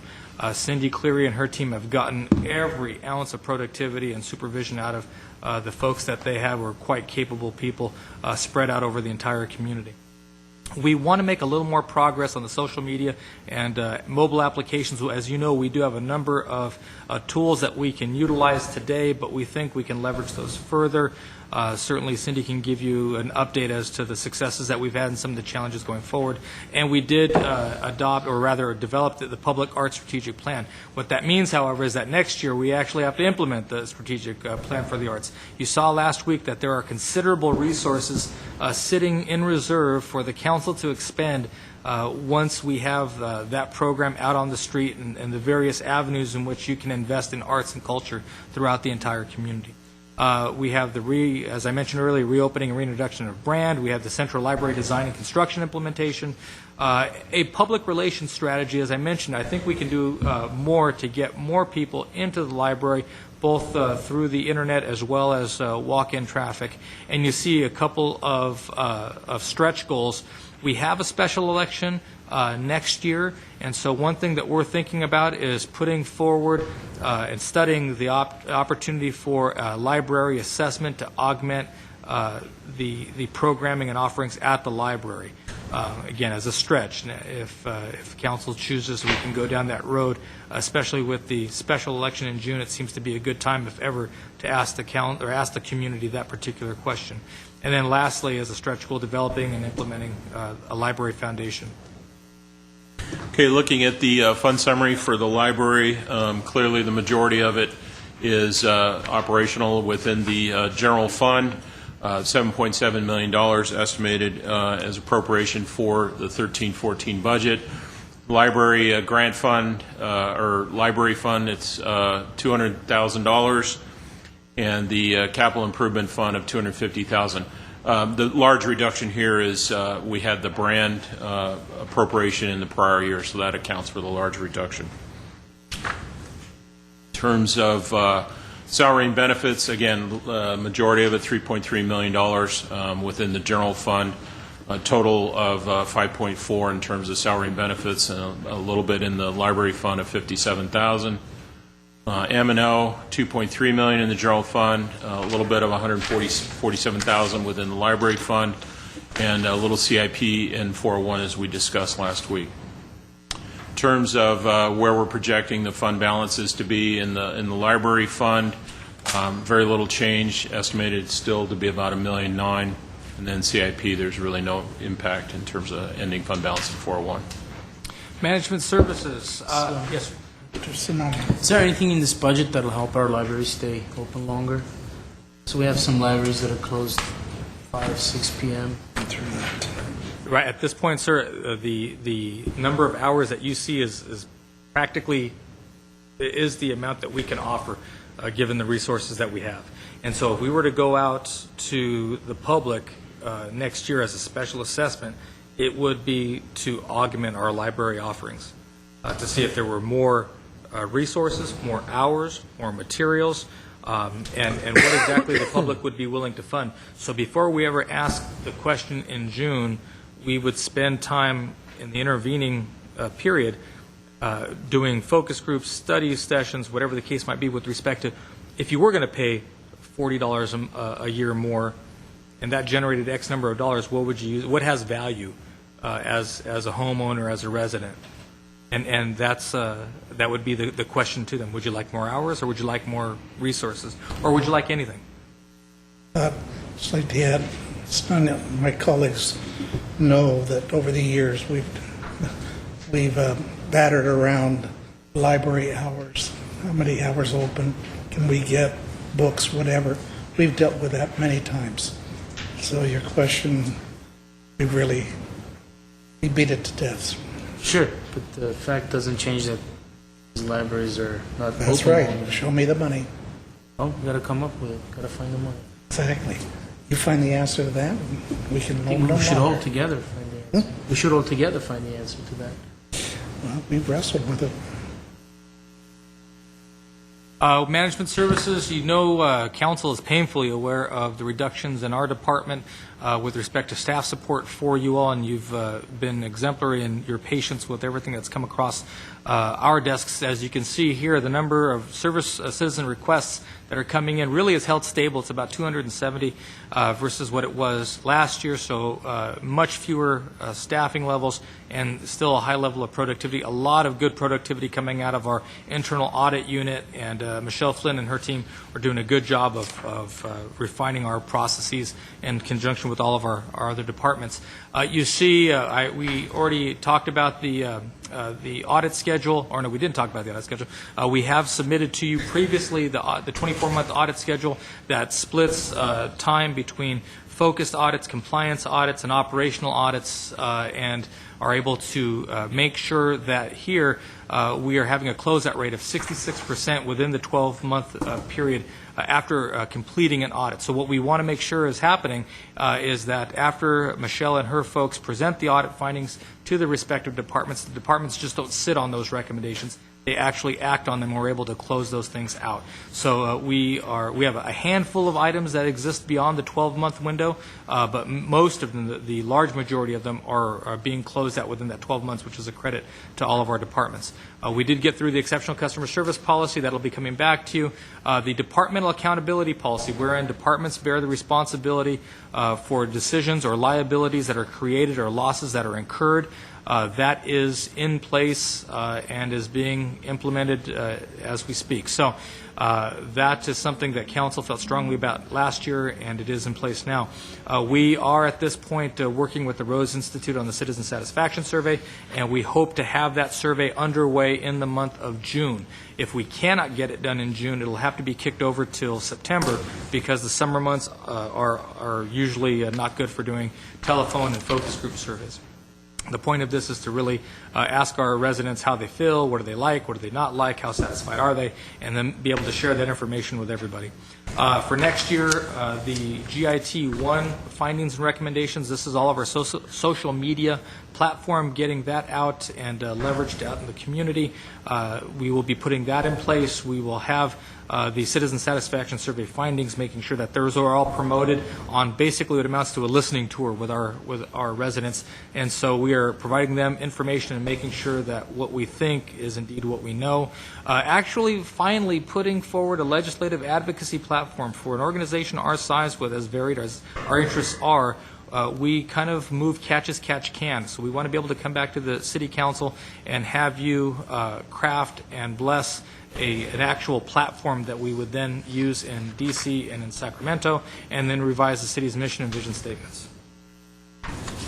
In terms of the fund summary for management services, majority, most of the general fund support departments, in the general funds, a total budget of about $4.9 million for this coming year. Cable access fund we've discussed, there's no proposed appropriations there, and then in the CIP, a small project of $200,000. Salary and benefits, again, all general fund. In terms of salary and benefits, $3.8 million. M&O at $1.1 million for general fund, and the $200,000 for capital improvements. In terms of where we are, estimated summaries, cable access, we're collecting the PEG fee revenues. Those will just be building up, so we're projecting the ending fund balance at $1.6 million, and that's still pending our charter resolution. CIP, again, the $200,000, and that pretty much is it for management services. Last two departments, Police Department and Public Works. First, Police, you'll see here, Part 1 crimes continue to drop. We're targeting 228 versus 240 last year. Property crimes, Part 1 property crimes, also are looking to be reduced down to about 3,000 from 3,254 in the current year. Felony arrests are down. Total calls for service, however, are up, and I think that's a reflection of the collaboration between police and fire. Police are oftentimes first on scene for their patrol units on fire calls and EMS calls, and so you're seeing that reflect out over here. 127,000 calls for service are being handled by our police department. And here, unfortunately, we're seeing an uptick in traffic incidents involving a pedestrian. We're up to about 121 is what we expect to be at by the end of the year versus 101 last year, and you'll see what we hope to do with that in the coming year. A good deal of attainment by this department in terms of our safety rankings. As you know, we are top 10 in the nation for our size, and between 100,000 and I think 400,000? 500,000. And you look at the DNA lab, we are open for business. We've established what those targets are thanks to the good work in the PD and the support we've gotten from Washington through Congressman Schiff's office and getting the resources for that. The white paper regarding opportunities for law enforcement applied technologies, you saw the actual application of this, I think 2 meetings ago, where you approved the purchase and implementation of the CopLogic software. So now folks can go and do police reports online for especially those lower priority types of issues and problems in the community. If you want to file a police report, you don't necessarily have to come in. You don't have to wait for a police officer, especially if it's a lower priority call. You can do it online and be able to follow up with the officer via email. So we're doing that, and it's good to see, cause and effect, things that the council wants to see, and the implementation of those things. In terms of reduced liability, workers' comp, same as in fire, this is a work in progress. We're going in this direction. And we're hopeful that if we can apply some of the solutions that you saw last week, we can bring officers back into duty sooner than not. Especially with the police department, I think we have a good chance of cutting down our downtime from IODs. With respect to further diversifying the the employment base, we have this listed as complete because even though this is an ongoing issue or ongoing effort by way of recruitment, I can tell you that through the police department's efforts on focusing on multilingual employees and really putting a focus on bringing an outreach into minority communities, 55% of this past, is it this past year or past 18 months, past 4 years hires, 55% of them have been minority minority communities. And so you're seeing a tremendous amount of diversity within the Glendale Police Department, and it's a credit to Chief DePompa and his team. And then regional law enforcement, talk about a goal taken to heart.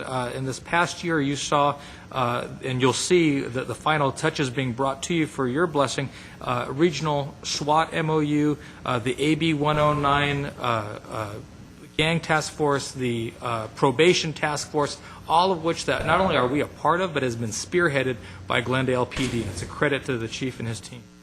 So a tremendous amount of attainment within the police department. Looking to next year, again, we talk about the reduction in IOD cases, the length of time that folks are out.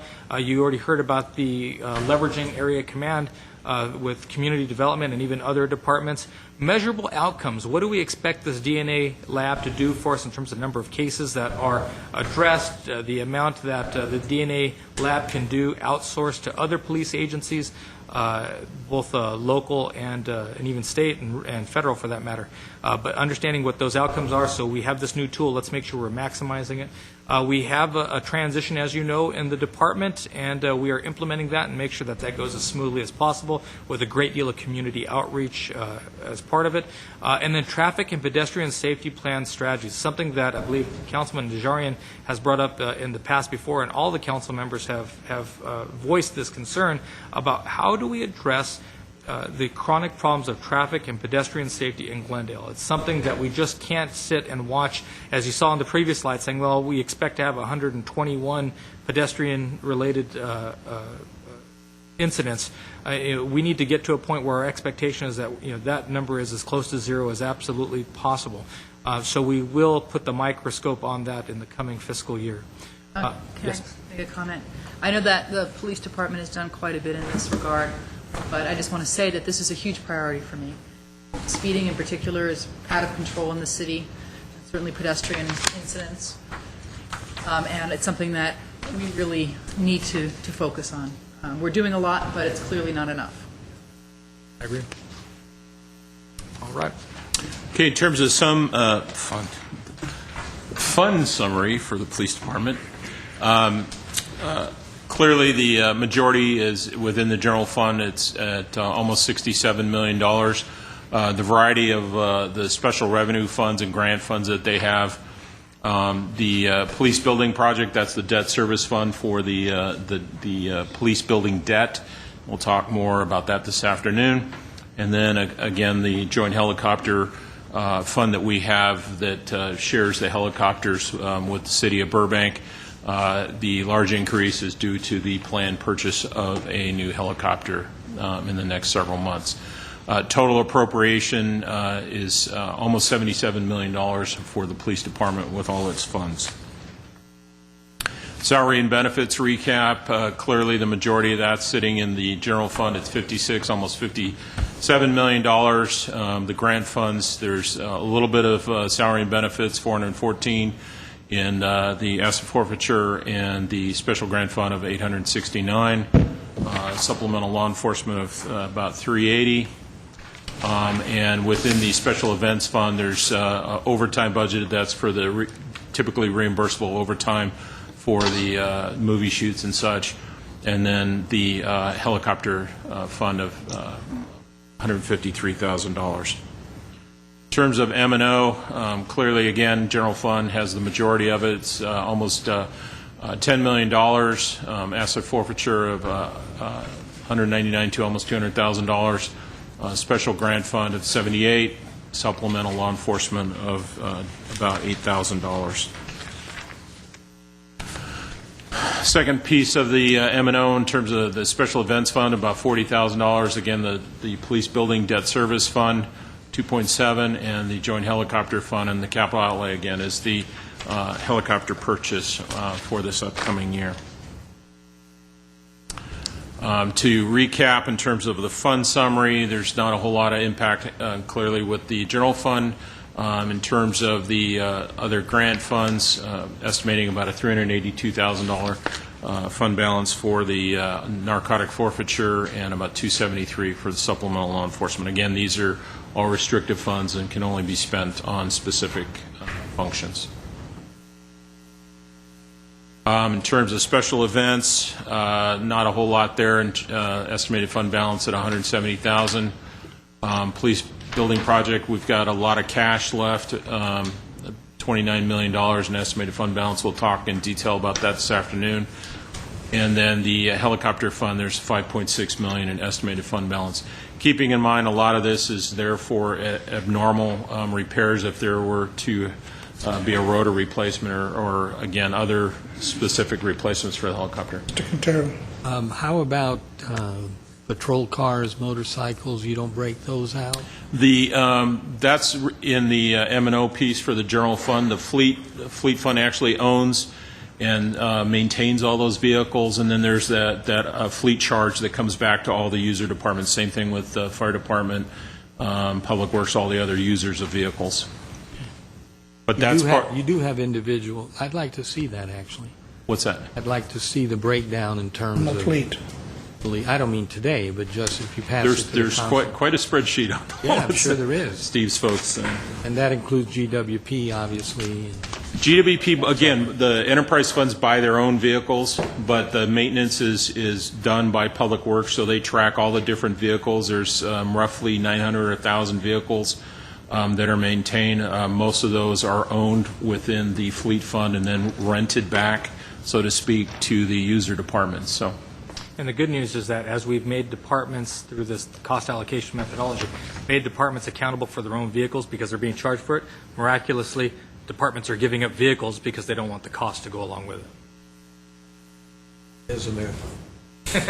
Yeah, we've actually reduced, I don't know, Steve probably has the total number. We're well over 100 vehicles have been reduced from the fleet once we've been able to identify the specific costs over the last several years in terms of formulating the fleet fund and coming up with the methodologies and chargebacks and such. It's been a good process. Okay, last department, Public Works. You're looking here, a lot of stability over the course of the year for their primary indicators. You'll see, if you look here in terms of the revenues per ton, the cost per ton, a lot of stability, 171 to 178, 211 to 191. You see that we are, these are indications of the amount of money that we do put back into the operation vis-a-vis our CIP program for Public Works coming from those restricted funds, not general fund CIP, but from the restricted funding sources. As you saw last week, I think the total amount of money between last year and the carryover from last year and this year is about $154 million in capital. And a lot of that ties back to Steve Zern and his Public Works Department. You see here 85% goal attainment. That's what we're accustomed to seeing from this particular department, a high level of execution. Here in the Chevy Chase water conveyance system, we actually changed the design. That project will get underway shortly. And you see here on the real takeaway, $35 million in capital infrastructure. All of it within 45 days of its target delivery, all of it 2.5% of its cost target. So Steve and his project managers do an outstanding job. By the same token, the mid-year we moved Grand Library and Art Center over from CSP into Public Works. There was a lot of carryover, and so we just felt it was a smooth transition to make. That is in progress and well on its way to being complete, as we discussed previously. Year-over-year reduction in workers' comp claims and costs. Great deal of focus from Steve and his team showing very, very well as we look at the strategic goals for the current year. We did we're doing the RFP process right now for the conversion technology project up at the landfill, and we did indeed evaluate the results of the road diet test case as we adopted the bicycle master plan. And lastly, as I mentioned earlier, Steve Stokes did a good job of absorbing all of our park facilities maintenance into his department, again, to consolidate much the same way as we had with fleet services and other kinds of central services. So looking forward to next year. Oh, wait, I'm sorry, the road diet test case being the one we didn't do? We evaluated the results of it. Okay. That was an even money bet in terms of whether or not we would actually keep the road diet, but we presented it back. So when we talk about strategic goals for next year, waste to energy facility is going to be the primary area of focus. How we are able to really tie together our landfill and whether or not we can tie it to the power plant and be able to draw revenue from folks disposing of trash and draw revenue from the electricity, from the power, vis-a-vis the natural gas that can be generated on the other side. Friedman? Don't we need some legislation to change before we sort of... We need an AQMD rule change, most definitely. And so when we talk about that legislative advocacy platform, that is first and foremost at the front of it. Because without that rule change, the real benefit of this program is not going to be realized. So we're moving forward as though we expect that to happen? Yes, ma'am. The inertia of this effort is such that we need to presume that it's going to be able to happen. And when you say AQMD, primarily or exclusively AQMD, do we also have to deal with... It's just AQMD, is it not, Steve? Or is it CARB as well? Mr. Mayor, members of the council, the initial project that we're looking at is anaerobic digestion. That is all with the Integrated Waste Board and the Air Quality Board. They are fine with that. That's existing technology.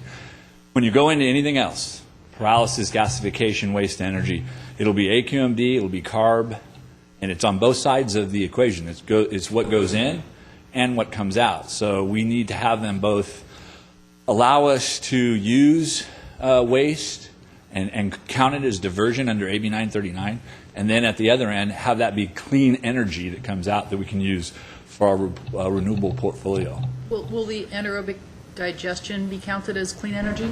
Yes. Okay. That's biogas. It'll come out at the end of that. I want that gas. That gas is very, very valuable. So this first step is at this point, it's why we went in that direction, because it has been accepted at the state level. And then we have the mining in the I'm future. sorry? The mining of the landfills in the future, which will Could be be. additional. Which Could be. could be additional requirements. Yes, it could be. Our friends at AQMD, my sense is it'll take a lot to get them to let us dig up what's already there, but certainly can take all the new It's far out. Yes. And then more of a meat and potatoes type of goal, just making sure that our pavement management stays above the 75% threshold that we strive for. And then lastly, as a stretch goal, something that's really come out of our customer base and our discussions with the folks up in Montrose. Councilmember Friedman has been in close conversations with them with respect to their trash service and the cleanliness, the sanitary aspects of the trash that exists in the shopping park area. So we would do a viability analysis as to whether or not it would make sense to move in a direction for exclusive collection. That is a long-term process. But again, if it's something that we are ultimately interested in, we need to understand the pros and cons. So a bit of a thought piece for the integrated waste management staff, but that'll round out their goals for the coming year. Fund summary. Last department is Public Works. Clearly, the general fund is the majority in terms of Public Works appropriation. You can see the $18 million here. Some of the smaller funds, special revenue funds that we have, the Measure R, regional and local, of about $2 million each. Prop A and Prop C, there's been reprogramming in terms of appropriations. That's why one's down about $1 million and one's up about $1 million. Absent that, there's not a lot of change within those. Transit, B-line services, about $15.7 million. Capital lease, that's the last payment. Again, we've talked about that for the MSB retrofit. CIP, $319,000, and then that doesn't include all the carryovers and other costs within 401. State gas tax, $6 million. That's a lot of the street resurfacing, sidewalks, and so on and so forth. Parking fund, managing all the parking, that's an enterprise fund for all the lots. Sewer fund, $29 million. Again, the reduction there is primarily capital from last year. Refuse fund, virtually the same at $23 million. And then the fleet fund, which we've talked about, that has all the vehicles and vehicle repairs within that of $14 million, for a grand total of $132.5 million total general fund budget. Broken down in terms of salary and benefits, general fund is about $8.4 million, $200,000 with the air quality, $113,000 in Prop A.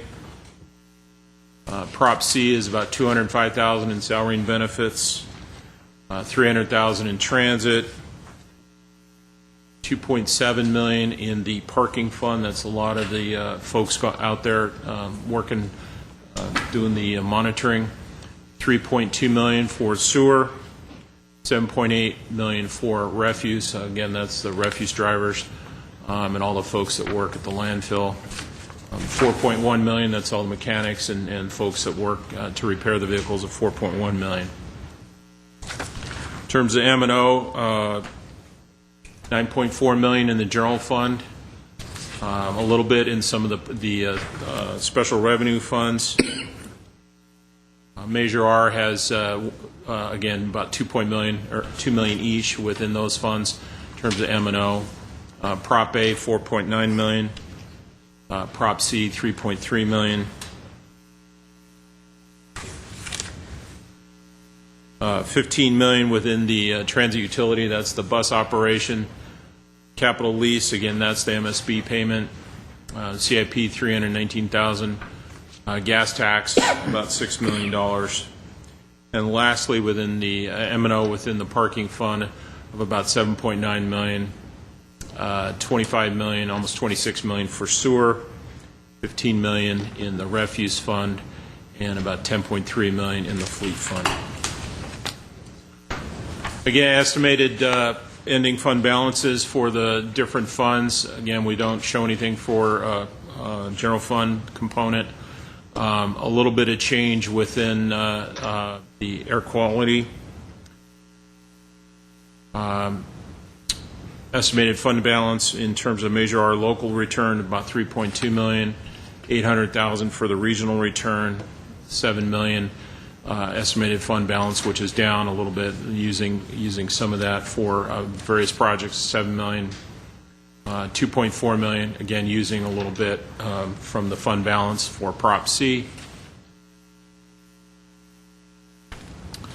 The B-line in and out. The capital lease, again, that's last funding there. CIP, use of fund balance, zeroes that piece out. And then gas tax, still have about $12.5 million in fund balance. Landfill closure, this is the sinking fund that we have, putting cash aside to cap and monitor the landfill for 30 years. That is a very large number, but we need to comply with state regulations to have that number available for when that landfill does close. Parking fund, estimated fund balance of about $30 million. Sewer fund, very large fund balance of $211. Down from 215, however, with some of the additional capital expenditures this year. Refuse fund. Question about what I think might be part of the sewer fund budget. Very quick. Is this issue with wastewater going to be an issue for Glendale, and if so, is it accounted for in the sewer fund? With all of the new regulations Within and PDS? yeah, with all of that, is that something Yeah. that we're beginning to account for? Is it an issue for us? It's Or more for the cities that are closer to, Absolutely, Ms. Friedman's absolutely an issue for so is that us. something that would be accounted for under the sewer fund? Yes, or do we have a- most of it, a lot of it is. We have some of it in the refuse fund too, because trash That is shows up is here. is in that And particular are aspect. we anticipating major problems down the line? Is it something that we're already putting money aside for? We have been Yeah. for several years. But I think at this point, in order to get, if the permit that we are ultimately required to obtain is predicated on getting to an absolute zero with the kind of particulate matter, I think the metal TMDL is what's next. If we, and then bacteria TMDL would be after that. If they are really going to try to get us to zero, I don't know that we have enough funding, nor could we accumulate enough funding. You can't get to zero. Well, the third party, I would tend to agree, sir. The third, as a practical matter, the third party lawsuits that have animated a good deal of the state water board's activities want to suggest otherwise, but I think you're absolutely right. There's no real practical way to get there. You saw the county finally start to approach a regional solution. That's probably what ultimately this requires. But even that died a quiet death as they couldn't muster the votes. When the people up there that write these laws or directions have no idea concept of what it takes to actually do the work. Then when you start getting into it, then they back off. So, well, what can we do? My favorite is the bacteria TMDL, which they estimate that 2/3 of the bacteria comes from the wild avian population that we have, so wild birds. So how do we contain that and take care of that? Well, no one's backed off yet from this, so we need to Oh. anticipate that we're going to Oh, have to no, pay for it. nobody's backing Yeah. off. The water board is not, and the environmental advocacy groups are not either. And we continue to plug along. Our policy, this council's policy, has always been that we will comply, and we continue to move in that direction. Well, I was reading a health magazine yesterday, and the human body has about 4 pounds of bacteria on and in it. All of us. 4 pounds. No, that's the human body. You want to start getting rid of bacteria? Impossible. Is that it? That's pretty much it we That's have. all 15 line departments. In terms of next steps, we have a budget hearing, budget adoption, first quarter update, mid-year update. Certainly, by way of conclusion, as you have heard us say before, we firmly believe as your management group that fiscal stability is on the horizon, that we have turned the corner economically, but there is not a robust period of growth that we are anticipating. But at this point, given all that we've been through, a sustained period of maintaining a level of service is not a bad place to be, especially considering all of the public improvements that we are looking at over the coming 12 months. We will continue to look at ways to refine the way that we do business to lower our costs, because that means that those resources can then be applied to other priorities of the City Council. And thus, we'll continue to look at this as a good news, bad news type of scenario where we are providing a strong level of service, especially when you look at the performance indicators that we are sharing with you and that you see on a quarterly basis, and still measure that against the 70% goal attainment for the different departments. It shows you, it suggests certainly that we are handling the boots on the ground level of business, as well as providing some strategic direction based on the council's priorities. And so truly, as you continue to set the tone, we want to make sure that you're focused on those priorities, that you give us that clear direction so that we can best serve the community as you see fit. With that, we'd be happy to answer any questions that you might have. Well, I do have a card from the public. Want to hear from the public first? The last 2.5 hours. Herbert Milano, 3 minutes.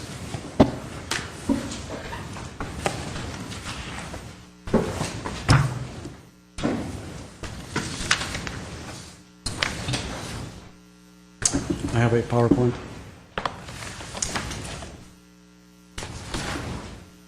Mayor Weaver, members of the City Council, my name is Herbert Milano. I'd like to ask a top-level question as to whether a budget should be evaluated based on the quality of life indicators. If at the end of this whole process, the goal is to improve the quality of life of the residents, should not that be a side-by-side comparison with regard to how these expenditures are made and these projects are being implemented to the actual effect on the population and the residents? Let me give you an example. One question would be, what are the unmet needs of the community? And some of our values may say, for example, should we provide youth employment during the summer to youth?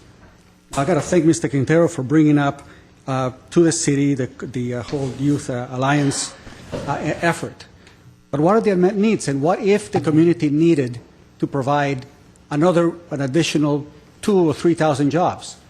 Would that be a goal for the city? And should not that be part of the conversation that you have here as you're preparing the budget? And if there is no money for that, then how can the city move towards that type of objective? But yet I have a few questions with regard to some of the other departmental reports in here. On human resources, on page 46, why is it that Glendale shows $48 million, a fairly large amount, whereas other cities like Burbank and Pasadena only show like $4 million by comparison? Should those numbers not be distributed by departments that are now being carried in HR? The city didn't do that in about 10 years ago, and there was a change somewhere along the way. But now it looks like HR is being overloaded with a lot of these costs that perhaps should be showed by department. In the Information Services Department, should we not have a cost such as what is the cost per employee in terms of, or cost per connected employee as a way of measuring the impact and the costs? With regard to Police Department, should we not have a report with regard to crimes per 100,000 population by specific crimes compared to, let's say, Burbank, Pasadena, and Irvine? For the Fire Department, should we not have a comparison of the survivability, for example, of cardiac arrest, and compare that to cities like Burbank, Pasadena, or maybe Seattle, Washington? With regard to Public Works and Water and Power, what percentage of the assets or plant and equipment should be set aside for capital improvements every year? And those are just basic questions of accountability and measurement that I would love to see being included in some type of budget discussion. Thank you very much. Mr. Milano, do you have any comment on any of the strategic goals of any of the departments of the city of Glendale that are contained here? You've been here since the beginning. Of all the strategic goals that have been met or are going to be met, have you had any comments on any of them? Oh, yes, absolutely. Well, no, not... I want to give you the following.